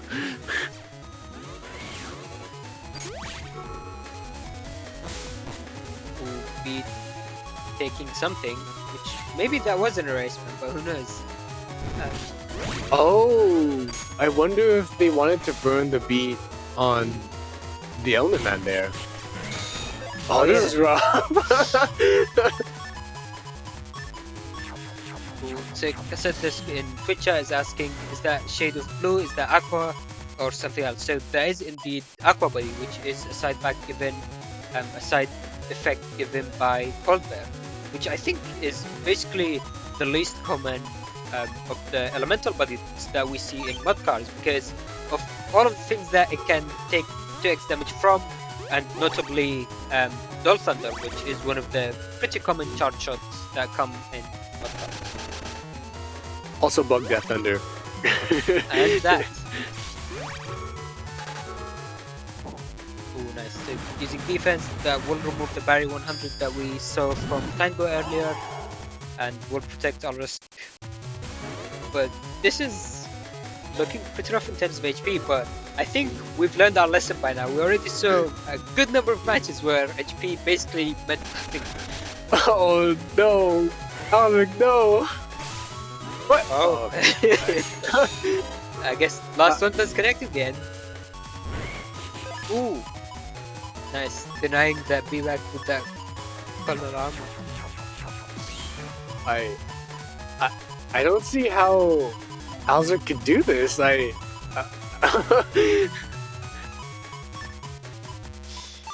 mean, there is still, as always, Q-Force and Gregar 2X that could potentially come out, and this double beast is going to chip quite a bit of the HP. Oh, that was a 3-frame. That's what happened. I see. Oh, they couldn't take the area back because of that object on the field. Okay. There, okay. Back.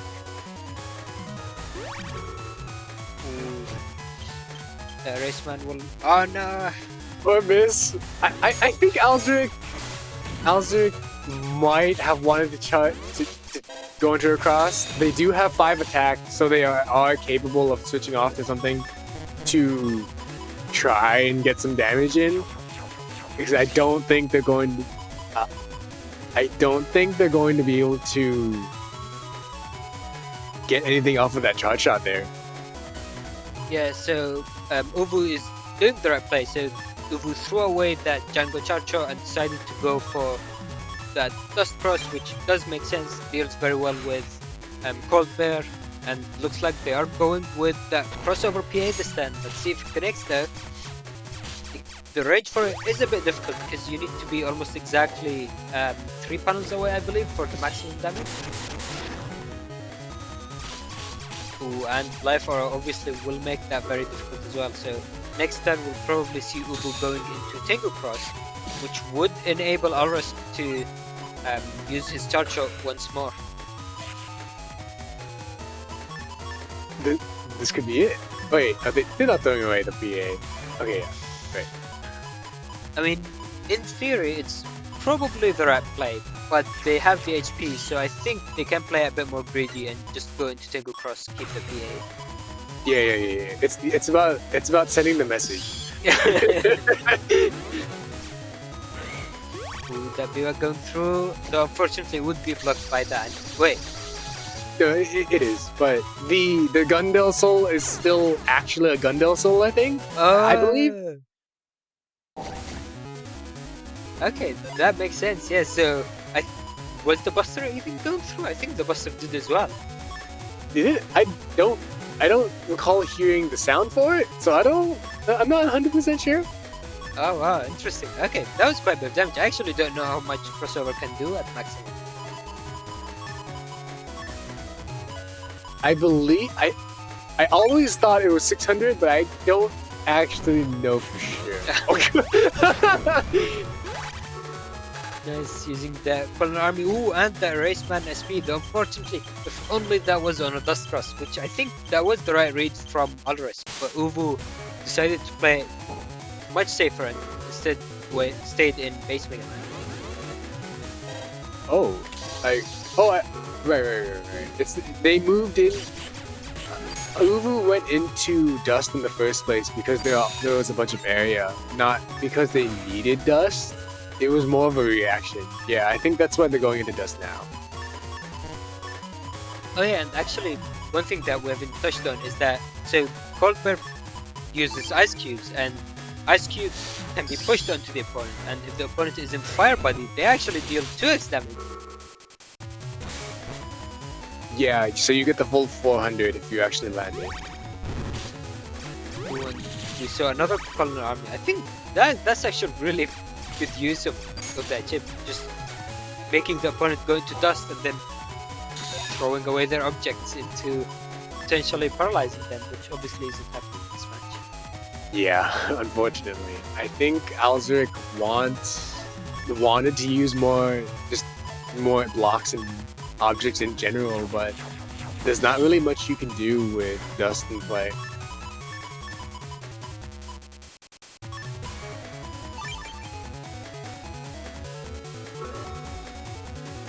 rush activating there. Oh yeah, and another thing, Alrysc also doesn't have chip recovery, which we saw there. So that's another potentially rough part. Uwu has chip recovery. I actually thought the entire time that Uwu did not have it. No, Uwu does, but yeah, Alrysc is the thing that doesn't. Eric grab exchange, let's see. Ooh, announcement. Unfortunately, that will go into that. Oh wait, never mind. That was another trap. Oh! Which is even worse. It is worse. I think that fireburn missed, but I'm not too sure. The fire. Oh, I believe the fire burn landed. Did it? There? Yeah, because the short invis time wasn't long enough to last the flame there.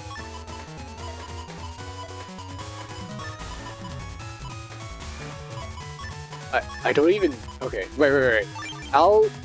Alrysc still has Tango, so as long as they can fall into the HP range safely, should be all right. Ooh, nice. There goes that Gregor. Ooh, four. That's pretty good. That's really good. Oh. Yeah, unfortunately. 1, 2, 3, and yeah, that will close that match. Yeah. No Tango. Unfortunately, yeah, that's one of the main weaknesses. So with higher base HP, obviously that will give Tango more of an opportunity to activate before the game can end in a time freeze. But yeah, unfortunately, that did not happen this time. Yeah. When you have 1,100 HP, your red HP is far too low for Tango to actually show up. So I think it would be at 25%, so around 250. Yeah, and that's just too low. Yeah, that was well played actually. So I think that was one of the more difficult matchups for Alrysc because of both the stats card and the Falzar version with Dustcross. I think Alrysc was able to do quite a bit of damage throughout that match. Yeah, that seemed like a very difficult matchup for Alrysc, for sure. All right, and with that, let's head into our next match with fireboltbro vs Master S1X.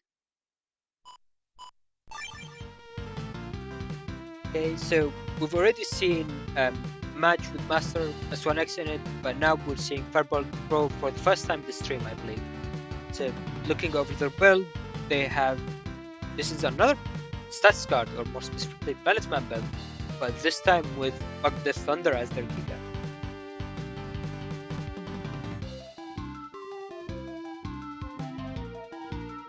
So this is going to make for a very interesting matchup there, I believe. So Master S1X, fireboltbro probably wants to go into Dustcross, but obviously Master S1X does have that charge shot machine gun, which can be potentially rough.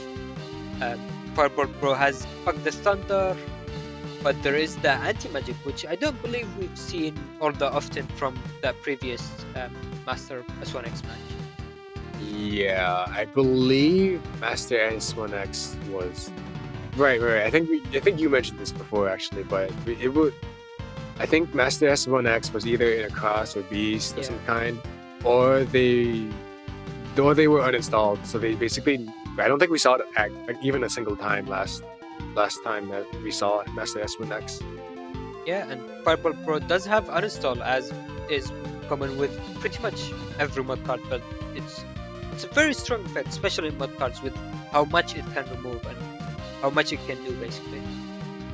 Yeah, I would say basically 99% of builds have uninstall because of stuff like anti-magic. If it's around, you really don't want to see it. I mean, you don't. It's the only way to get around it, other than forcing them into a cross of some kind, which is potentially difficult, depending on how stubborn your opponent is in staying in base Mega Man. Yeah, so I think it's going to be interesting. So fireboltbro is playing more for the controlling matchup, trying to use Bug the Thunder and maintaining the pressure with their Planetman, whereas Master S1X wants to make sure to get their uninstall, because that will unlock machine gun. If machine gun is active with the uninstall, then that will make it very, very difficult for fireboltbro to charge their Bug the Thunders. Oh, right. So Master S1X still has that white capsule, and I'm assuming the goal was to put it on the air spin and just get loads of damage with either that or the Super Vulcan. But fireboltbro does have the Planet Man again. I believe the last time we saw Master S1X, it was also against a Planet Man build. Yeah. Yeah, I mean, though it's not seen that often, but that doesn't mean the white capsule is completely useless. So one of the less commonly used benefits of it is that it can make a flashing chip not flash. So for example, if Master S1X uses Meteor Knuckles with a white capsule, it doesn't give the opponent flashing anymore. So they can immediately follow up by something else. I actually didn't realize it could do that. No, that's kind of amazing, actually. Yeah, so Stats Guard sees a lot more use in the Forma, obviously, which can bring up some of the more interesting interactions, which we might end up seeing in this match. So I guess I'll keep the spoilers and see if we end up seeing them live. Alright, and with that, I believe that's everything. So let's head into the match and see how it plays out.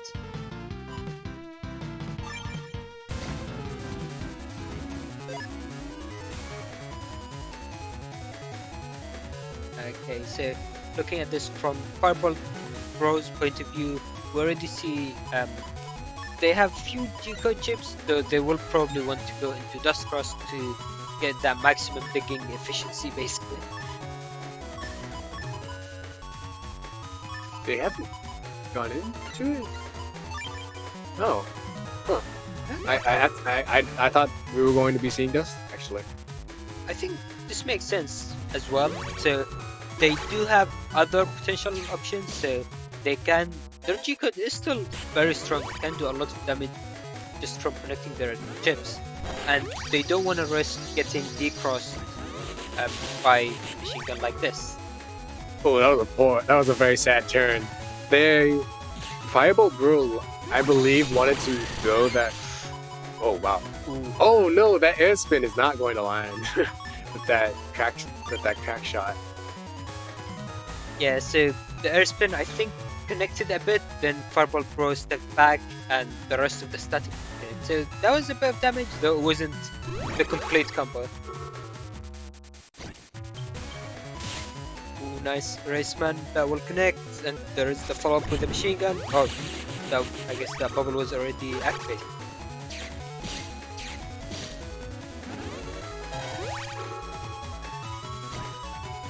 Actually, I believe fireboltbro will have, just standard charge shots. Oh, that's not unusual. Okay. But the charge shot that fireboltbro has only deals 10, because it doesn't seem to have any sort of...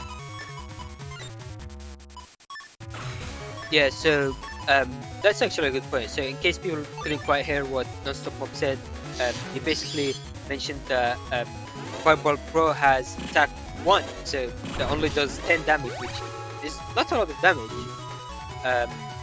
But the reason for that, or the main reason for it, would be that fireboltbro wants to find their Bug the Thunder, and Bug the Thunder isn't affected by attack or charge or speed even. So that's probably why they decided to go for the higher HP and losing out on their Buster stats instead.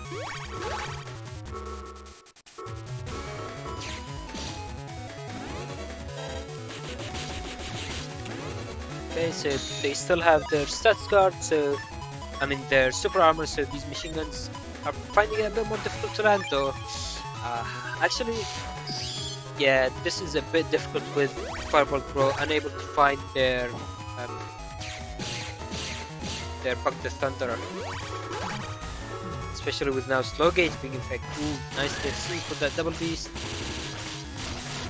I think fireboltbro probably wouldn't. I don't think fireboltbro has gone into that dust cross here, right? On this, even with the lock, it's not going to hurt very much with one attack. Yeah, and the anti-damage to basically top it all off. Yeah, so Tomahawk Cross does have pretty long startup, but obviously if fireboltbro is holding on to that charge shot, he doesn't even need to use it. He can basically stop Master S1X from charging their own machine gun, which basically is also somewhat of a defensive option for fireboltbro, as funny as that sounds. And there goes the Tomahawk Cross. Oh! Interesting decision? I actually prefer that decision, because why would they care about removing Planet Man's Tomahawk Cross?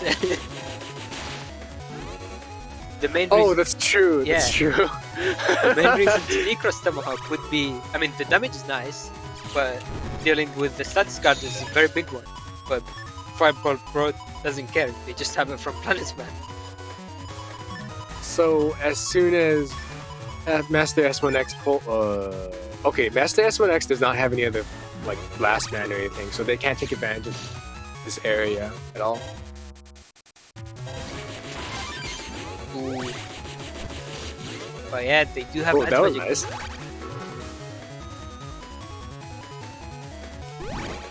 Oh no, using the bubble a bit too early, unfortunately. But it was a bit difficult trying to land. Yeah. Ooh. I think that was 3 or 4 hits. I couldn't That was 3. Poor thing. Slightly below average, and as we see that bug descender flying off the field. But I think we're seeing basically why anti-magic is such a strong Navicus program. Yeah, I mean, its potential really strong. The main disadvantage is that obviously it can be difficult to run in terms of shape, but with mud cards, you have a lot of other options that you can get through your mud cards, so it's not as painful to run. And there it goes, that potentially blocked a lot of damage. So that was very nice again from fireboltbro, confirming that bug defender charge. Yeah, that was nice. That was also a way to, I believe, fireboltbro went into Tengu to try and be able to hold Master S1X into the Thunders. That might have been the goal there. Yeah, that makes sense. And there is the uninstall, nice, and it does connect. So this is actually really big for fireboltbro and holding onto that defense.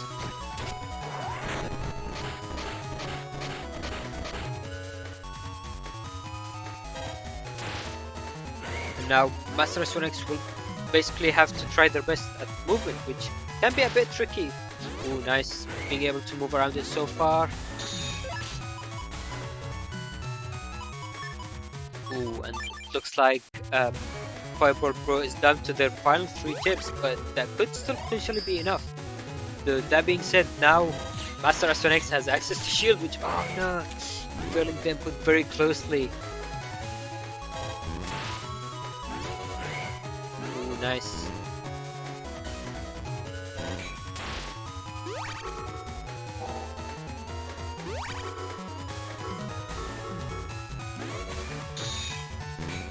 Ooh, very nice shield though. Yeah, Master S1X HP is becoming very low. There is still that chip recovery, so they can try to survive by trying to chain that with their undershirt. But obviously, if they don't have any defense for what fireboltbro has in hand, then that could potentially be game wreck or just the buster shots.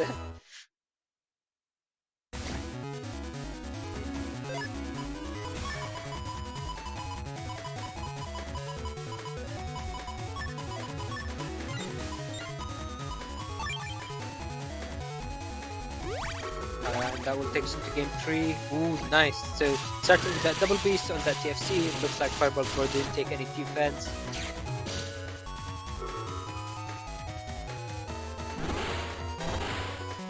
Okay, so this is one of the I mean, it can be a potential advantage or drawback, but Planet Man gives buster shots as crack shot, so it can be good in trying to zone the opponent. But it can also be bad if you're trying to finish off with a single buster shot, which actually, yeah.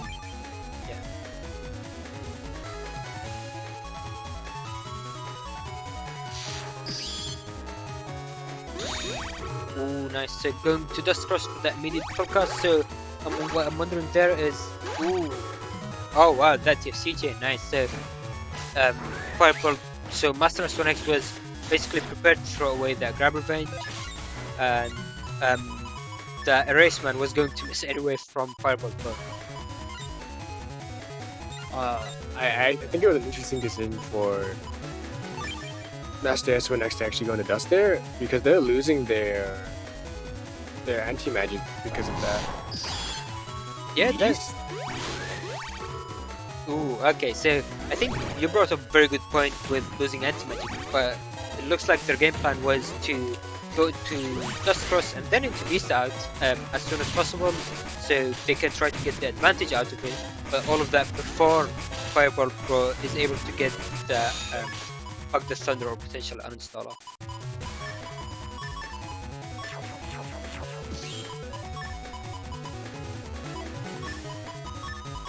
Ooh, and we see the uninstall, which looks like Fireball Bro is deciding to go for. I think it's an interesting decision of maybe trying to wait for that badge from the opponent or just going for it. Ooh, so it looks like they're going to have to either wait for the next turn to go on Tengu, or they just have to just throw this out. I think going into Tengu next turn makes sense. Tengu's pretty nice cross anyway, but the main issue would be obviously keeping their chips or throwing them out for that Bug the Thunder. I think it's a difficult decision. Maybe I would have taken the Bug the Thunder since Master S1X doesn't have access to anti-magic, which makes dodging it more difficult. But yeah, I think it can very much go either way. I think this is the logical decision though, because making sure that your opponent has lost anti-magic is fairly important just in any matchup, I think. Yeah, I mean, uninstall is very nice, and shield is a bit easier to deny from the opponent compared to anti-magic, because I mean, first of all, anti-magic doesn't have any visual cue, so you don't know if your opponent's anti-magic is active, and the other thing is that shield can be denied by breaking chips or pseudo breaking chips. Ooh. There's the uninstall. And goodbye anti-magic. Yeah, so that was actually a very nice counter. That could have been very painful for Fireball Bro, with over 360 damage, I believe, if the Spell Cross chip charge after.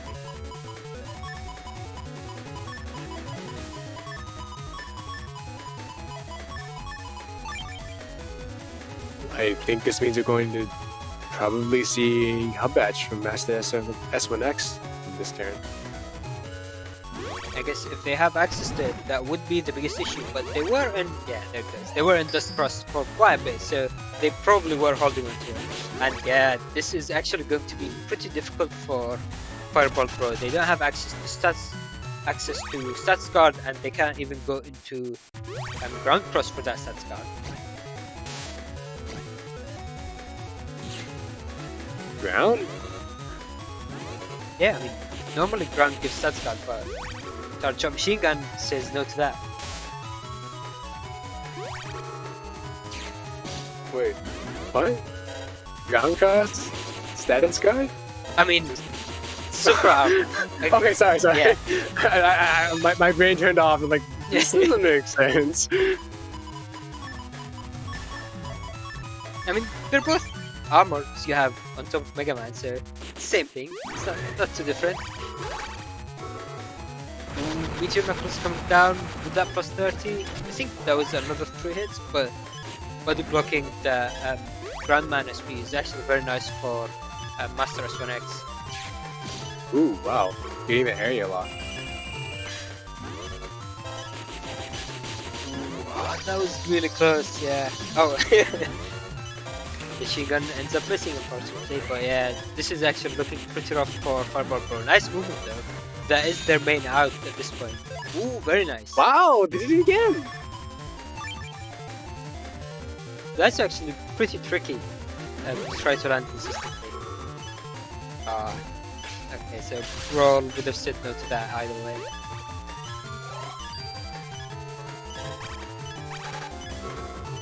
Oh antenna. no! Fireboltbro's not getting that area back then. Yeah, this is going to potentially be painful. Just having 2 area makes it more difficult to avoid. Though nice movement again. Oh wow! Actually, Wow, that managing, was impressive. yeah, this is actually very nice movement. Yeah. And even landing that of the thunder, even though at half damage, is still better than nothing.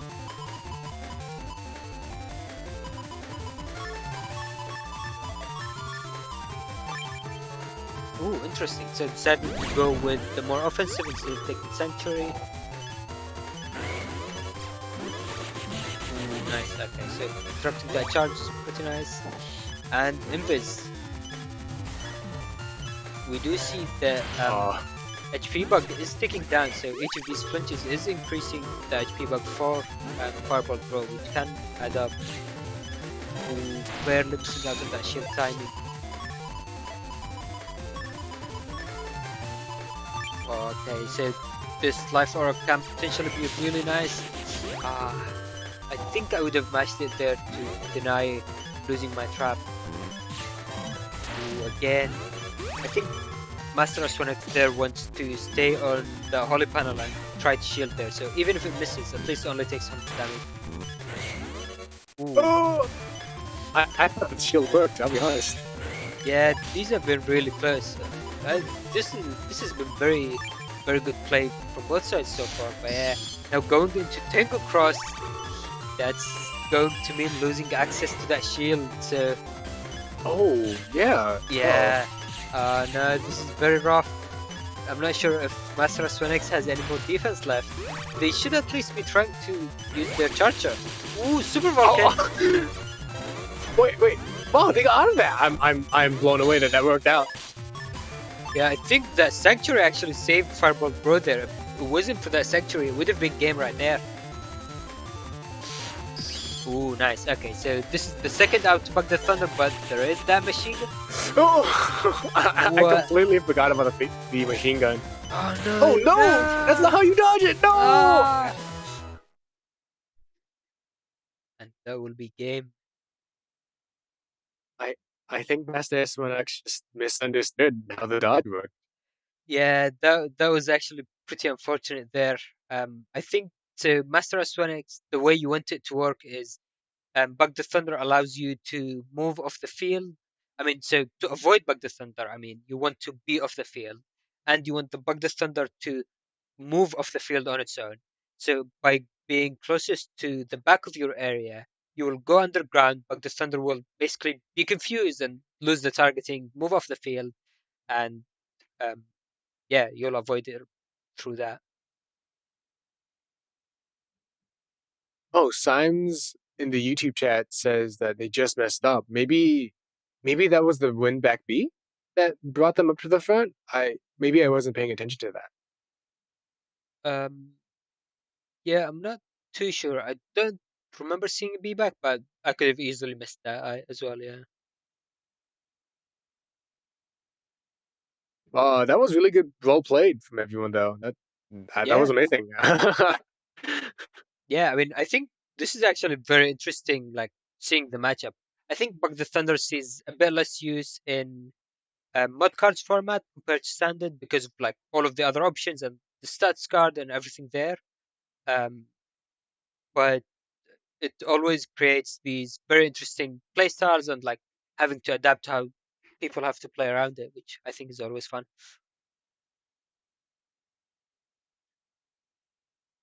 All right, so well played to both sides.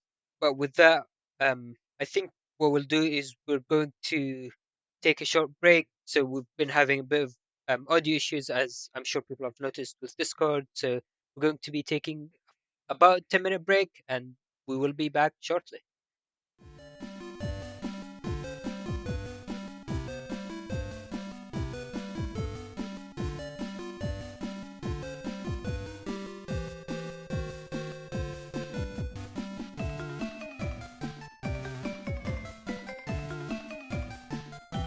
Oh, and before we leave, we do have something prepared for the break. So hopefully you enjoyed. Thanks to Eurasia and Symes for preparing this video for us.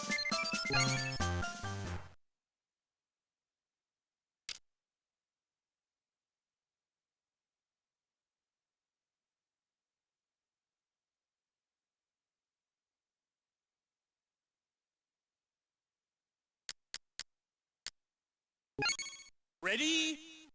Fight!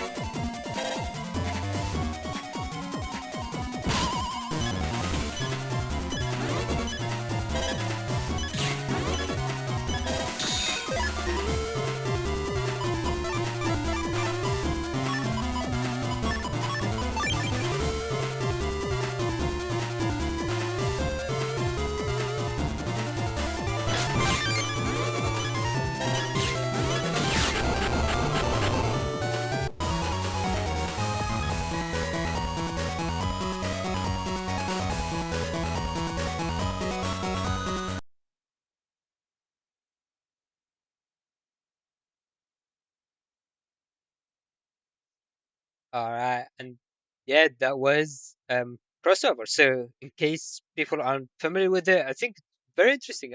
I also didn't realize this was a thing until after I joined the NWGP, and it's actually pretty fun to try to play through. And obviously, shout out to Eurasia and Symes for recording and making this video, as well as Salad for doing some of the editing and the Easter egg with the drawing at the end. I thought that was pretty good. All right, and with that, hopefully the audio issue is fixed and we can continue with our next match with Rocku vs HonorNite.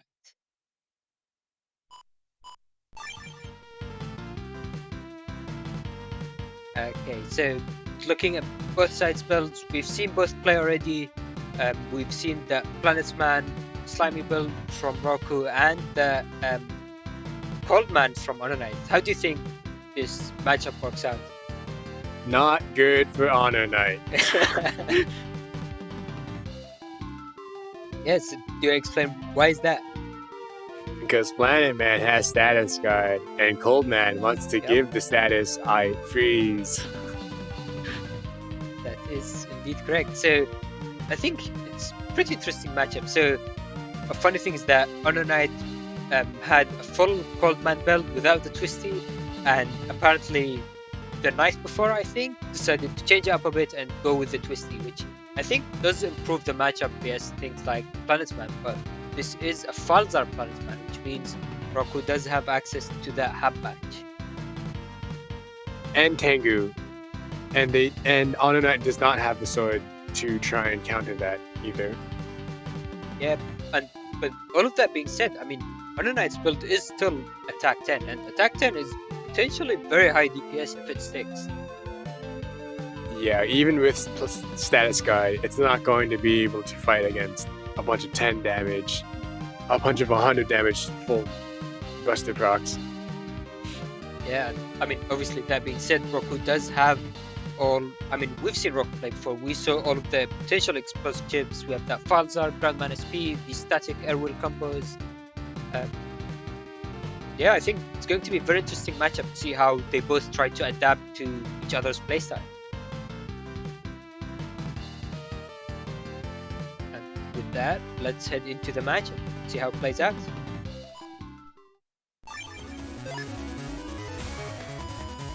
Okay, so looking at it, so Rocku does have that red machine gun, which is potentially going to be pretty painful for HonorNite if HonorNite loses his Dust Cross early on. Though looks like Rocku is just deciding to go with the immediate full cast read, and looks like it worked out. Nice. Oh right, HonorNite also still has the custom bug, so the sooner that Rocku can get HonorNite out of Dust Cross might be a lot of trouble for HonorNite. Yeah, so this is actually very interesting start from HonorNite. I wonder where he's going to take it from there. So using full cast and then using Rush will apply the paralysis, but now HonorNite is stuck paralyzed, so he has two options, either to cross cancel or to go into Beast Out. Obviously going Beast Out isn't ideal if you want to keep your Buster, and crossing out of Dust Cross is also not too great if you want to keep Dust Cross. So I'm not sure how much I like this play. I think it's pretty interesting and looks like crossing out, so hopefully we see that bug fix. Oh wow. I wonder if this means that HonorNite has the bug fix already. Ooh, nice. Okay, so waiting out the race man, but doesn't paralyze him. Yeah, looks like there was that bug fix. But do keep in mind, HonorNite. Okay, so he did get two of these 3 Buster bugs. There's still a third one hiding somewhere, but 2 is still pretty good, and that machine gun is actually pretty early on. Yeah, HonorNite might. There's a good chance HonorNite still doesn't have the hub batch in yet. So HonorNite, unless HonorNite goes into something like Tengu, they might have to just eat a. Wait, they'll have to eat the charge shot, not anything big like Buster Bug, but it'll still hurt, I think. Yeah, so Rocku has Slimy, and with Slimy being able to maintain the area and obviously being flinched by panel grab is always funny. So it looks like HonorNite has the Hub badge basically waiting. Nice. So let's see if they can deal with. Nice, okay, so the Groundman SP blocked by anti-damage. I can't believe HonorNite had the up badge, I'll be honest. Yeah, that is pretty good draw. So draw to the bug fixes, to the Buster Ups bug fix, and the up badge at the perfect time. That must be pretty nice. I mean, all of that being said, HonorNite did probably go through more than half of his folder already in like the first 2 or 3 turns. So HonorNite is still burning through a lot of chips very quickly, but now that he has his main win condition out, it's going to be looking much better for him.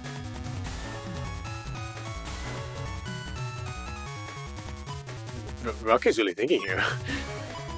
Yeah, I mean, I think it's pretty interesting decision. Rocku can try to maybe go with the lock, static air wheel, since HonorNite is uninstalled, so that would flinch. or go for Falzar, which I think is another very good option in this position because obviously they have the area. I should. Oh, I think there's a good chance maybe HonorNite is thrown out there grabbing range when they're digging for in their dust. Obviously, I can't confirm that, but yeah, I mean, why do you think they throw away? Because they don't have it. I mean, to be fair, they only have one copy, so maybe it's at the back of their folder or something. But if Rocku can get this area, they would look really good when they use that static airspin combo. Oh, that's telling me they probably still don't have it, I guess. HonorNite probably still doesn't have it. Oh, poor thing. Oh wow, I actually didn't realize that the airspin would remove that fanfare. It does. I didn't realize that either. Yeah. I believe Otenko. Wait, no, I think it would remove Otenko too, right? I'm pretty sure it's like the same. Yeah, I mean, remove fanfare probably would remove Otenko, which does make that airwheel combo a bit more unfortunate. Now Rocku is still running very low HP. I think in this position, if I was Rocku, maybe I would have gone into Tengu Cross. Maybe try to pressure with my charge shots since Tomahawk charge shot is slower than Tengu. What was that chip that Rocku didn't use there? I wonder why Rocku didn't burn it or anything. I think it was the final air grab, and maybe they just were mid movement when the turn ended, so they didn't have time to use it. I'm not too sure. Oh, yeah, that makes a lot of sense actually. But this is, I don't know. This is very sad. Yeah.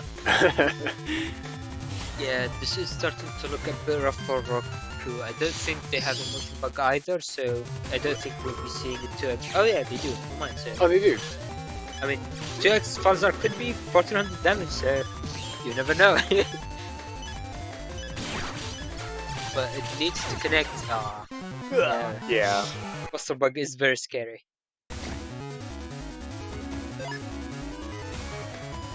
Oh, but we've seen an uninstall first turn. I wonder if we'll see a mock gun uninstall to try and counter whatever dust that is in play.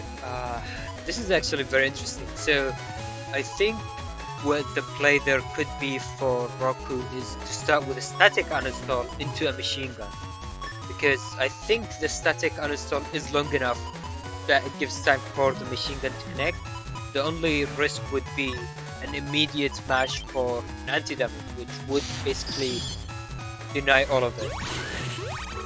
Oh, it worked out! That worked out! So, okay, so it wasn't fast enough because HonorNite stepped back, so that machine gun isn't going to connect obviously with that barrier 200. But Grandma could... Oh, never mind, okay. I mean, Grandma killing with both is still nice. Well, that means Rocku's only chance at hitting Rocku's only chance at hitting this, getting rid of dust is basically just to get the race man, and that's not in hand now. Yeah, they were running that one machine gun. Yeah, so probably HonorNite will go into full cost straight away this turn. Which, yeah, I guess we'll see how it plays out. It might be still, it might still be doable for Rocku depending on how the match plays out to them. Okay, yeah, so that was the full immediate full cost.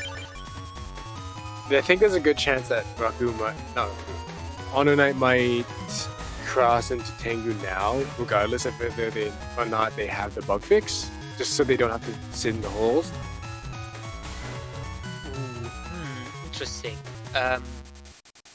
I feel like if I was HonorNite, I might stay in dust and be greedy because of the object game that Rocku has. Especially since Rocku doesn't have a punishing charge shot, doesn't have.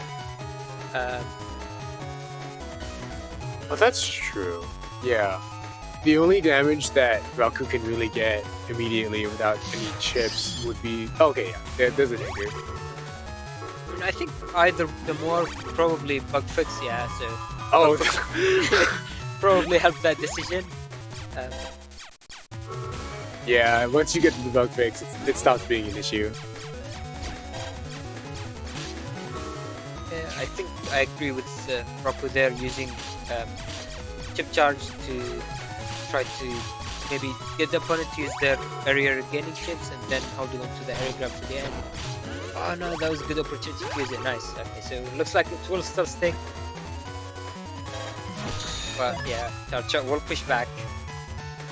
So maybe a Judgment, which HonorNite does run 2 Judgments. So with the Tengu, that could be very nice for regaining area. Maybe we could see an Anger Otenko boosted air spin combo. That would be death, right? I mean, I'm not too sure about it being death, but that would be quite a bit of damage. it would look cool. That it would definitely do. Nice, dealing with the anti-damage. Oh, and it is J-code, so Judgment is probably coming out. Nice, okay. So Rocku will have to watch out. If they step back, they probably want to be using a charge shot when they do it. So since that will stop the area from going back fully. Use that Judgment. Nice, okay. Where's the plus 50? Oh no, it's still... Ooh, Oh no! that was really close. That was it! That was it! Yeah. I wonder if Rocco's gotten the combo, or if there's any reason why Rocku didn't mash that as hard as that, like their life depended on it. Yeah, I think the timing on mashing it might be a bit close. I'm not too sure how it works out. Because I'm pretty sure that Airspin 1 has less cycles compared to Airspin 3, so it expires more quickly. So the timing makes it more difficult to connect with the static. Very unfortunate. That was it though. That was the 2 times as well, so it was very unfortunate that you didn't get to see it. Yeah. Ooh, and Rocku says 9 out of 10 times it would have connected there, which I can probably see. I mean, that looks like it was pretty close to connecting. Ooh, and actually Symes brings up a very good point in YouTube chat, saying Fanfare was removed by this airspin, but Otenko was not. So I guess Otenko is a different type of object? Which is the conclusion there? The case, yeah. Which is interesting. I'm not sure I mean, probably mentioned that in the guide, but I think that was the first time I see that. Yeah, same thing. Same for me. I did not realize that's how that worked. And I think we might be seeing a Tengu cross here, but wonder what thing Rocku will do here. Yeah, I mean, Tengu Cross is the only way they can deal with that life aura, so very likely. Oh? I mean, I guess it's technically not the only way. They can still get to 2x proc. I'm not sure if that was a misplay or they meant to stay in base Mega Man. I guess they are in charge, so they might be able to solve. Yeah, I think maybe... Ooh, Yeah, that's the plan. Yeah, that's good. Yeah, I mean, Tengu is probably one of the easier crosses to be decrossed out of when you want to, because anti-damage is so common, so just activate it and don't move. But yeah, I think that was an interesting decision for sure. I'm not sure if there's much really to gain from base. Oh, I guess maybe it's panel grabs. Maybe that's why. Maybe that's why. Yeah, panel grabs and emotion bug. Maybe that's why Rocku wanted to prioritize being in base rock band. Mega Man. Yeah. Oh, HonorNite in Twitch chat says. Oh, HonorNite in Twitch chat says that heat drag had my uninstall, by the way, which I would believe. Yeah. that felt like it. Yeah.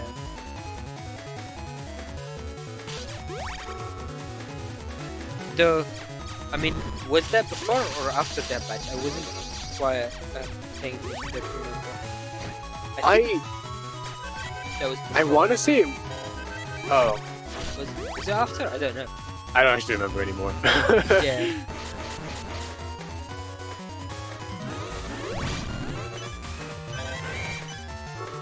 Oh, nice.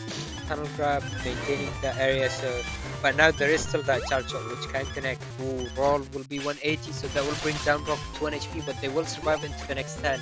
At least very likely one. Very likely, yes. Oh, but there's no real defenses left, and Yeah. this falls are either has to be 2 times. Otherwise, I don't think this is going to be possible. I mean, there is still that fanfare. Fanfare can be very good at stalling that. So I wonder if their play there would have been to start with anti-Navi, since HonorNite is very likely going to have a judgment coming up. It's Don't have the here! 2x! And yes, This is it! yeah! This is it! You called it, Dang, nice. I guess that was it. That was the play. Yeah, that was indeed the only item. Did come out. Ooh, this is looking like spicy hand. All G code. Did Rocku just start with? Oh no. Rocku started with uninstall this game and the previous game. The first game it came out in like turn 2 or 3. Oh yeah, I think so. Yeah, uninstall has been very early. All these matches.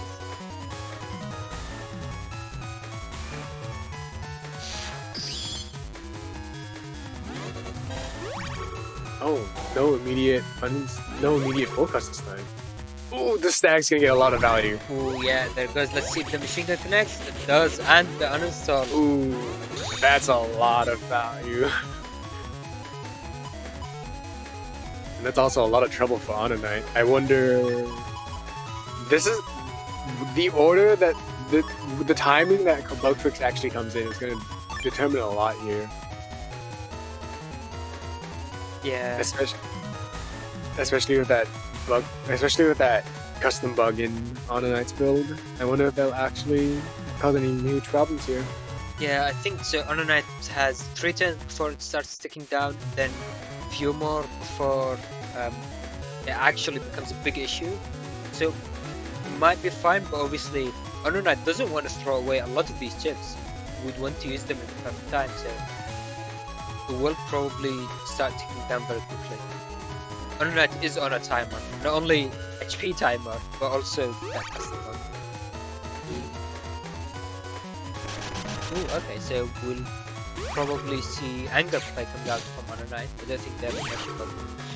Ooh, oh no, that Nice was 400. Oh, unfortunate, but the arrow static is going to connect. oh! At long last, we've seen it. Ooh, that big damage. I think that did 5,000 HP. Yeah, I think so. Oh, and yeah, the Elements Man 2X now is not looking too good.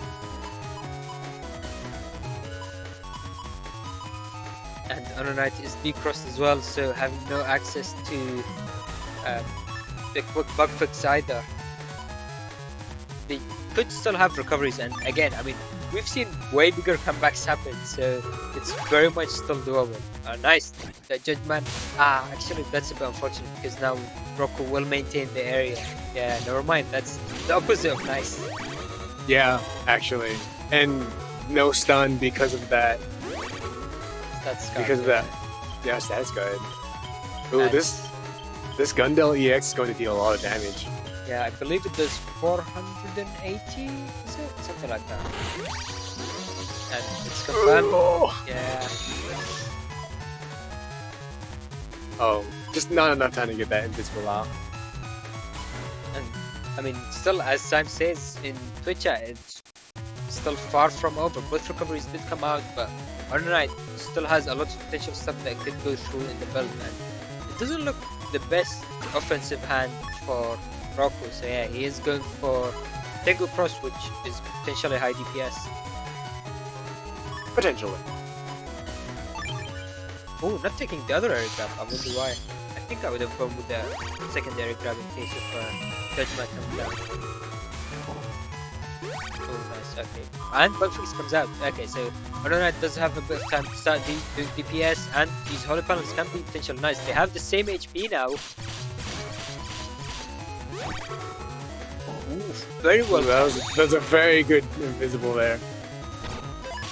Yeah, and going into the next turn, so now Rocku is going to have to decide if they want to keep that fanfare, which, I mean, unholy panels can be double the trouble. But Otenko is looking very tempting there as well, and taking new hand. And HonorNite does not have the dust to try and suck away the objects here, so Yeah.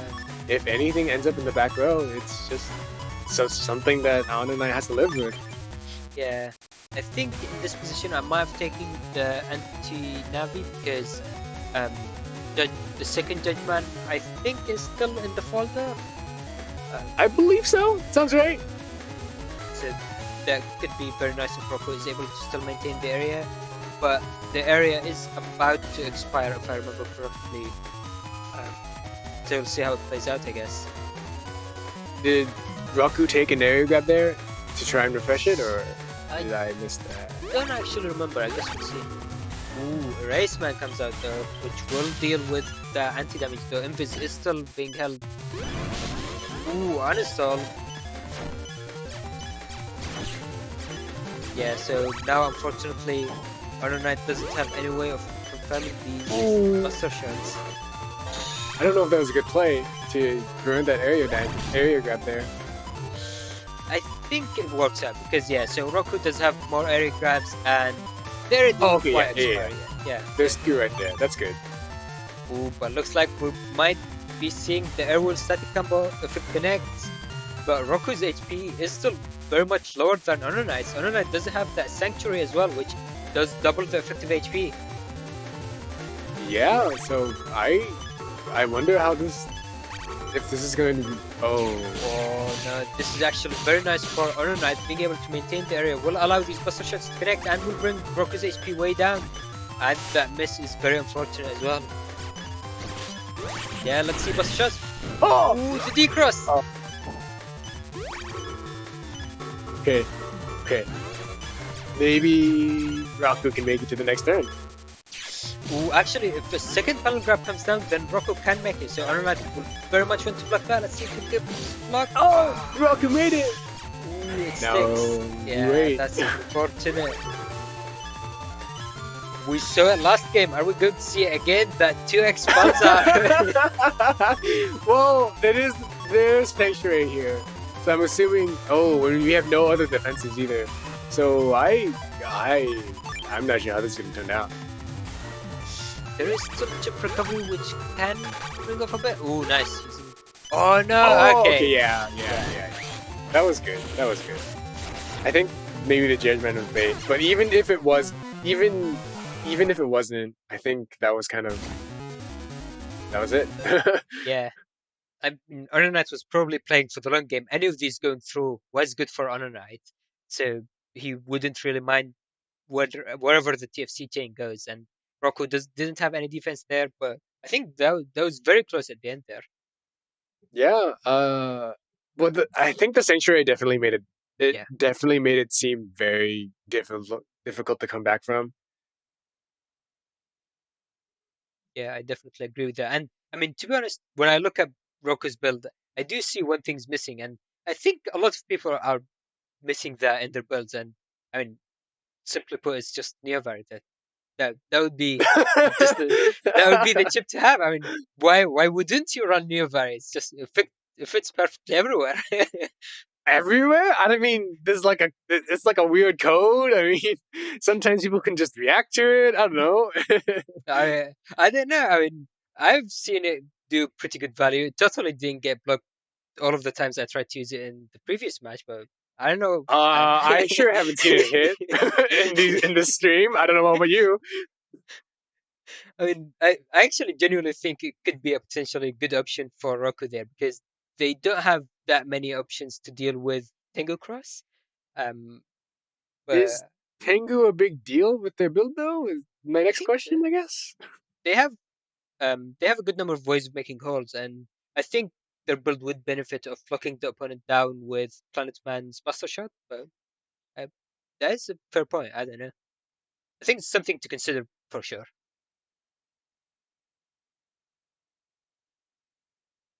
But yeah, so with that, we will be going into our final match for today, which will be Nonstopmop vs Chocola. That is you indeed. So talk us through the build. What were you thinking when making that? This is the chip destruction runaway build, where you basically try to hole up in your defenses as much as possible and destroy your opponent's chips and try to run away to the end of the game with damage judge. Yeah, I mean, I think that's an interesting way to put it. So your build does have quite a bit of defense. You do have the anti-magic, but obviously you are still playing in Gregor version, so you can rely on your charge shots, you can rely on the emotion bug that you have. So I think the build works either way, and you only have double fast gauge. You don't have Video Man, which would give you the triple fast. Yes. So the idea is that if I am put into a situation where I have to play against the slow gauge build, ideally I would use Nightmare to just land a two times Gregor or something like that to try and turn around the game. But we shall see. Yeah, and the other thing you have is the Larkman. I don't think actually we've explained how the bug works, since this might be the first time we have it happen in this stream. So do you want to explain how that goes? So Larkman itself has a 12.5% chance of destroying chips on charge shot procs, and if you have, I believe, the default charge shot bug from mod cards, and you pair that with Lockman, your charge shot becomes a 100% chance. But I believe it doesn't have a 100% chance when it's used on the Buster Bug procs, if you happen to be using that.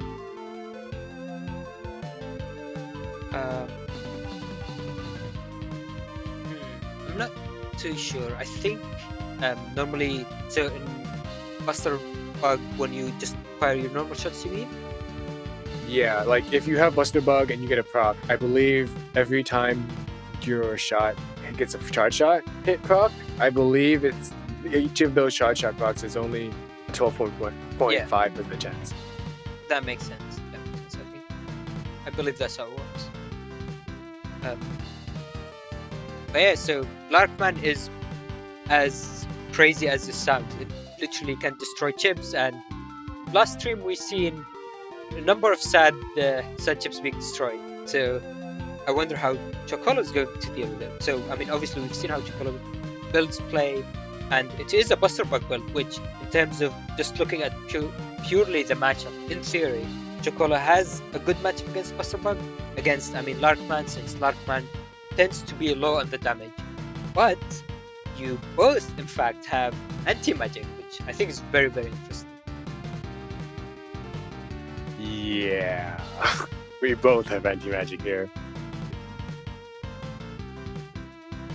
And one thing to highlight is that anti-damage, I believe anti-magic as well, they don't stop the chip destruction, fortunately. So They Chocola, do yeah, Chocola will still have to deal with the chip destruction, but they could potentially anti-magic some of the other stuff that you want to use when you. So your game plan: delete all of your opponent's chips, and then use your big attacks. Chocola can still have some defensive option after you delete the chips. So I think that's going to be a very interesting interaction to see plays out. Oh, and one last thing, actually. My build does not actually have uninstall, so I can't get rid of anti-damage, the back B. So that is the 1% of builds that you mentioned that doesn't have uninstall. Alright, and with that, let's head into our final match for today and see how it all plays out. Oh, and we see that music patch as well, which is pretty rare, I'd say, in mod cards, since people don't have an easy way of applying it. Yes, but I mean, I got a pretty good selection this time, and hopefully everyone will be a little excited with this one. Okay, so looking at the starting hand, we see these barrier 100s, though obviously no fast gauge.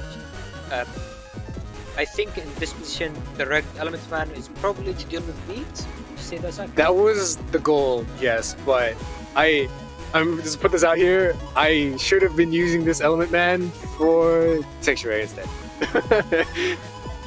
Yeah, so that's the unfortunate things that, I mean, element man, erase man, judge man are usually very nice. You don't really want to throw them away, but looking at your build, you have double beast, which, I mean, you don't want to lose that. You have Protoman and Blastman, which can be very nice, though to be honest, I mean, I could see Protoman being thrown to beat in this matchup since you don't have Tingle Cross to worry about. I don't know, maybe it's a bit greedy, but who knows. I really wanted that race, man.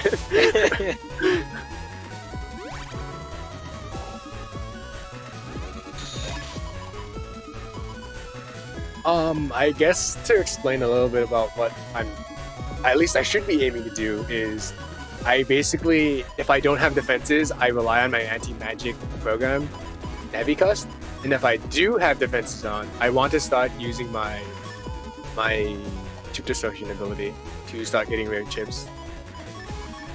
Yeah, when I'm in a safe position, basically. Yeah, I think it's pretty interesting, like trying to balance between these two. Ah, no defense. Ah, that's unfortunate. At least it wasn't full 500 with the 2x, but now you have your own grab banish, which will regain all of that area.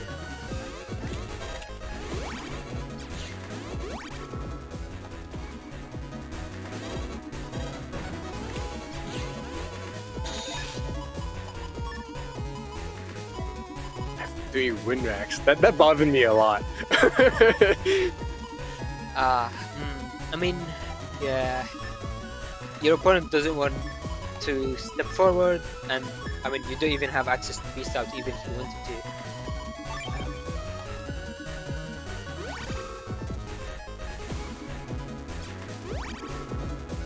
Ooh, is that rush? Yeah, so rush will mean paralysis will be applied, which means goodbye to one chip. Yeah, I believe Chocola mentioned at some point that one of the chips that was lost in the first game was a base. Oh no. I think maybe I should have carried that life forward to the next turn, but I'm not too sure. It is fast gauge, so these turns are not going to be lasting as long, so maybe I can't get as much value on that. Actually, Chocola doesn't run slow gauge side, so it's going to be just fast gauge as we go.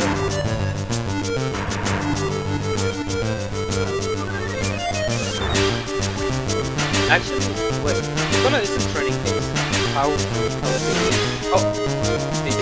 I thought that was who. Oh, never mind, I guess I'm wrong. Maybe it was Gigar. Or I'm strong, clearly, and I don't know. I'm trying to think.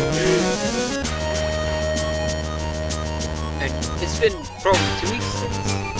Oh, I did this like 2 days ago. Oh, okay, never mind then.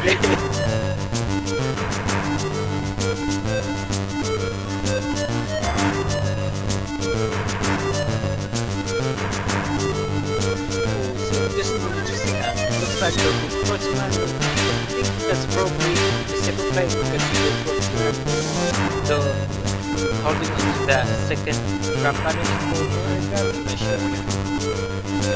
Chocola does have 4, but I don't think Chocola also really has much to gain using any area grab banishes or anything. Or by taking the area.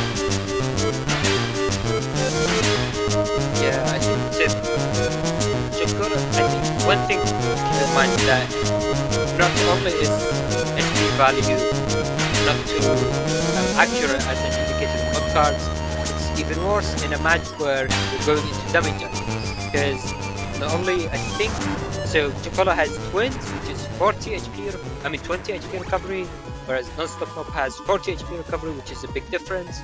They started with different HP values and we're going into damage, so a lot to keep in mind there in terms of who could potentially be winning the damage judge, so it makes it a bit tricky to try to guess that. Very tricky. Very, very tricky. Oh no, losing invis. Oh, that's great. That's great. Yeah. That was an invis if you weren't able to do that. Yeah, that's really unfortunate. There was the defense, but obviously they wouldn't want to KFC. Ooh, Aura, which will go away. Oh wow, taking the triple defense instead and just had the answers for all of it. That was a very good turn for me, of course. Yeah, I mean, obviously Chocola is still in the game. They still have, I think, Grandman SP, Double Beast. I don't think we saw that Double Beast, and in fact, we didn't even see Delta Ray. So there's still quite a bit of potential damage that could be coming out. We have seen the good guy. Yeah. That's a little unfortunate. And they did bug fix, so that option is gone now. Yeah. And okay, so it looks like you are holding on to your Delta Ray edge, trying to go for dealing with the anti-damage and then not having to throw that away. But fast gauge, this might prove a bit difficult, so we'll see how that works out. Yeah. There's really not enough time to start trying to get rid of those kind of things. Ooh, nice. Okay, so Sanctuary comes down. You already used your Elements Fan. You do have a chance for Buster Procs. Okay, so... Oh, I don't think I Delta Ray. do. Oh, do I? No, I don't. What do you mean? Wasn't that grass panel from your Buster shot? Yeah, but I don't have a chance at getting a Buster proc. I mean, what's it called? The, like a Buster bug proc? Like Oh, the yeah, charge yeah. shot? Yeah, I can't get that. I meant one of the grass field. Yeah, that wasn't very clear. Ooh. Tango Man hitting on Sanctuary, doing 70 But damage. full 70. Yeah. 10, 14. So actually, I don't think we've explained damage judge, and I'm not sure if people would be familiar with it since you obviously don't see that in PV. Do you want to explain how that works?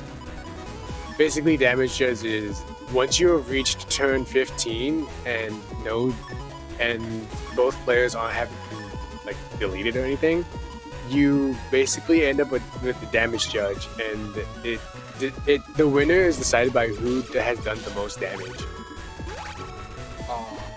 That was the Delta Ray right there. Yeah, so few other notes for that damage judge is, so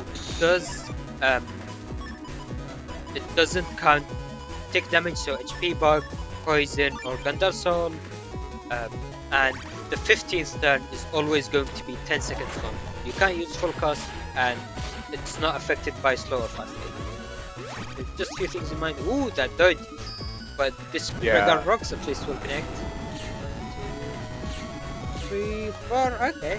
That's pretty good value, I think, but I was really hoping that the Windwrack would connect. Yeah, I think Windwrack would have confirmed into the Heat Press with that drag as well. Ooh. I just didn't want to take the damage there. I think that makes sense. You know it's R-code because it's rolled, so you know what your opponent could potentially have, and you can try to keep mashing your B-back. Oh, nice. A few hits going through. Let's see that damage edge though. Okay, so pretty big difference. And that's going to be the goal of the build.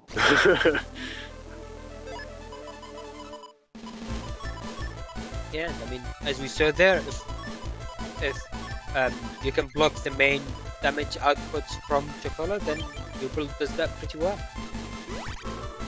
But that would be the main thing, is blocking that Delta Ray, that Regard Double Beast, and Grand Man, I'd say, are the main damaging threats. Chocola starting with the invis, pretty nice, because they can at least... Oh, nice! Ooh, It's fine, I got another. Yeah. This should guarantee one chip destruction prop.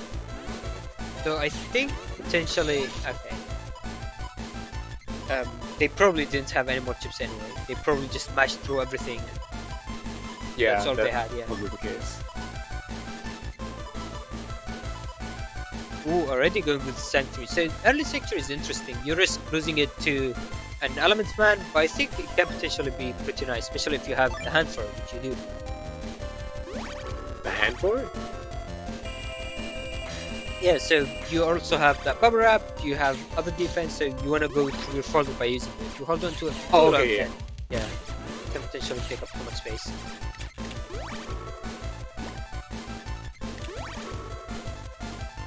Oh wow, that was a stealthy buster shot. I didn't realize it was moved when the barrier was moved. Oh yeah, that's. It seemed. I think it was 180, right? So that means that the barrier had what, maybe 10 HP left. Yeah. And it was a proc anyway, since it's Buster Bug, I believe level 3, right? I believe so. Actually, no, I think Chocola's running less than level 3. Because I remember seeing some of their Buster shots coming out even though they shouldn't have.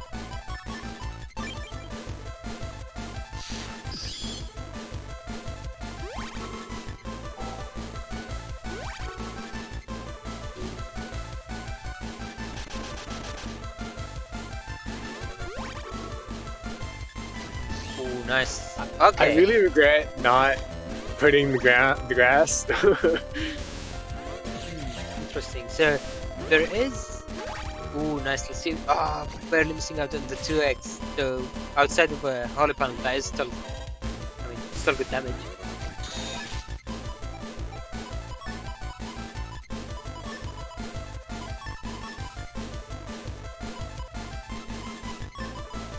Yeah, I mean, you are more able to remove their holy panels more efficiently, though, with obviously having access to grass changing buster shots.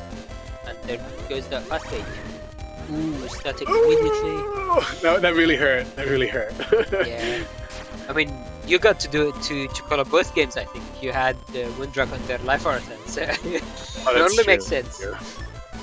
I really wanted that value though. Yeah. In slow gauge, it can be very nice if your opponent doesn't have any way to deal with it. I mean, fast gauge. I don't know about fast. I think fast is a little less value. Yeah, I agree. Because your opponent has that next turn to try to take her out. Ooh, plus 30 on that roll, which... Actually, is that going to connect? I don't think so. Yeah, it didn't. So I didn't take any damage. Ooh. Double beast. Okay, so holding on to it.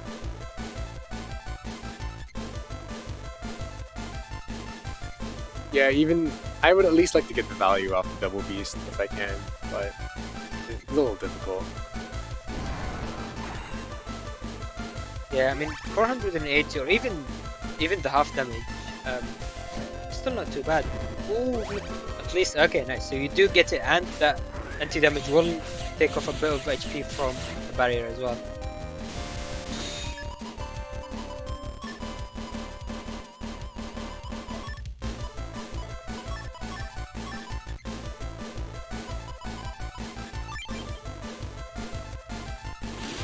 I feel like that the removal of all the holy panels probably made some level of difference with how this turned out. Ooh, I think that was an erasement, so it's like... Yeah, it was erased. Away, I don't know if that was worth keeping at this point. I don't think so. I didn't follow which side we were. Okay, then I guess maybe, but you still have a good number of stuff in your folder too. Ooh, uninstalled though. That hurt so much, losing my anti-damage. I don't know if Chocola remembered to use anti-damage at all, now that I'm really thinking about it. I think they don't benefit too much from it because they want to deal more damage to you than you want to deal damage to them. Does that make sense? Ooh, nice. And that Rocku connecting is very big. I think Chocola at this point is winning on damage judge. Yeah, well, yeah. Ooh, okay, so Chocola in YouTube chat is saying they missed the input for a lot, which I'm not sure how the match condition was, if there was a bit of lag, but it can be a bit unfortunate if you miss the input and then you get hit by something that you should have blocked. I understand that. Yeah, 5 rocks Gregor is a lot of Ooh. damage. Okay, I wasn't giving count there, so that was pretty nice. Yeah, it was a lot. I mean, yeah. Okay, never mind. Ooh. Yeah, I mean, it very much can still go either way. I think you still have your delta. Oh no. Okay, so I think my brain was telling me that they would just be at the end. Like, you know, if it were even area, that would have worked out, you know? Yeah. But I think my brain didn't process when the area dragged me down. That is unfortunate, yeah. So, I mean, you still got, I think that was either 4 or 5 rocks. So that was still pretty nice. It's not too bad. 500 damage is still more than the average delta ray, apparently. Yeah, good thing there was a hole. The holes were there. You still had the holy panel, so it would have done half damage, but yeah, the double hole would have pretty much denied all of it. Ooh, nice. Grandman, you're out of defense, other than your anti-magic, which you've been uninstalled out of. And these holes will make it very difficult for you, so maybe we're not even going to get into damage judge. Maybe we are, yeah. That does connect. I mean, that was your final chip, so I kind of wonder why. I mean, not why. Maybe it would have been the right play to wait, but that would have locked you out of going into a cross like this, trying to get your charge shots. Ooh, double beast. Well, actually, I can still go into. I could still go into a cross and still keep my delta ray technically, but I think I was under the impression that Chocola was not going to move from the back row, and it was turn 14, and Chocola did have beast over, so I do think that was the only remaining time to be able to use that. I think. Yeah, that's true, and that was well played. So, I mean, what made the difference there is Chocola's big attacks did manage to connect, which they couldn't in game 1. Chocola managed to get it to work in game 2. Ooh, nice. Bug fix immediately coming out to an area grab. Ooh, defense. Ooh. Okay, 2x, that's probably worth it instead of trying to remove the anti-damage, especially now that your charger is going to connect as well. Yeah, that was the main goal. That was the main goal. Because this is guaranteed to make Chocola lose 1 chip. Yeah, so you're both dealing with the anti-damage and dealing with doing 2x for free basically. Yeah, Chocola doesn't care about chip destruction, they probably don't have any more chips.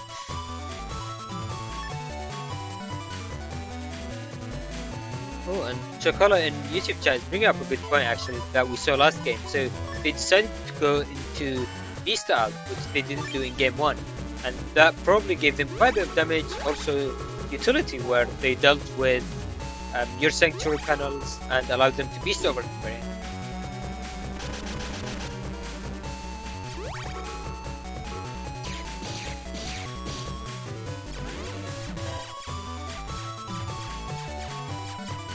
So probably waiting for that 2x. Nice, it does come out, and the Elements Man will connect.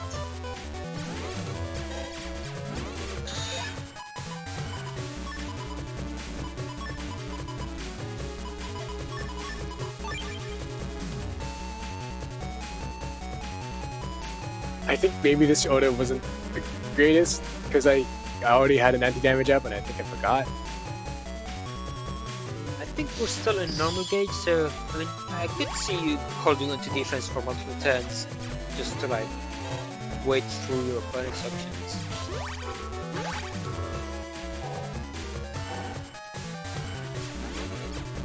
Yeah, so now that Chocola has that barrier 200 now, I basically either have to choose to throw me at my defenses or just live with this. I think I would go another turn at least with the anti-damage. So if they have, so the risk there is they use their big chips to deal damage.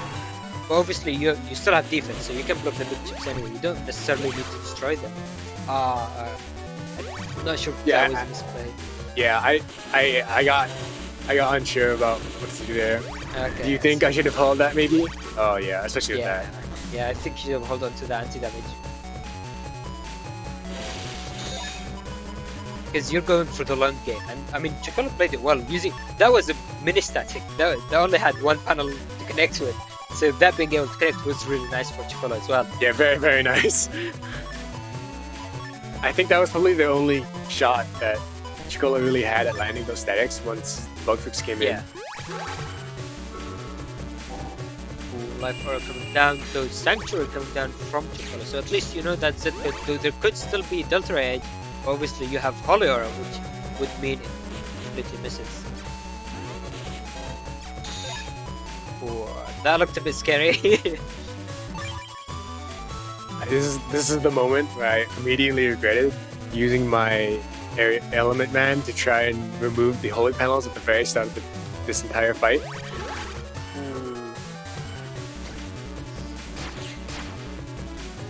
Okay, so we're going to be seeing fast gauge being dropped and another air grab. Interesting. So actually, I kind of wonder why Chocola is staying in Charge Beast, and that's the second static. Nice. I think all of the statics actually hit. All two of them. Yeah, I mean, both of them were in tiny range. I guess. Okay.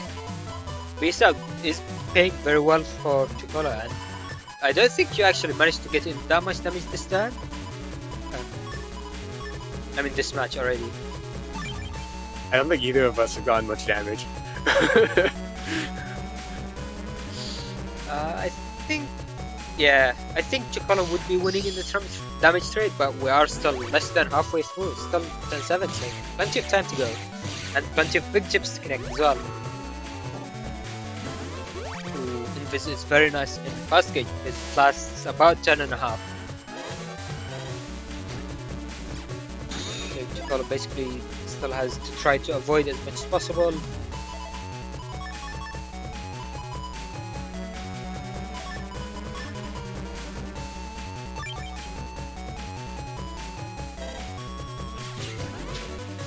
I got one.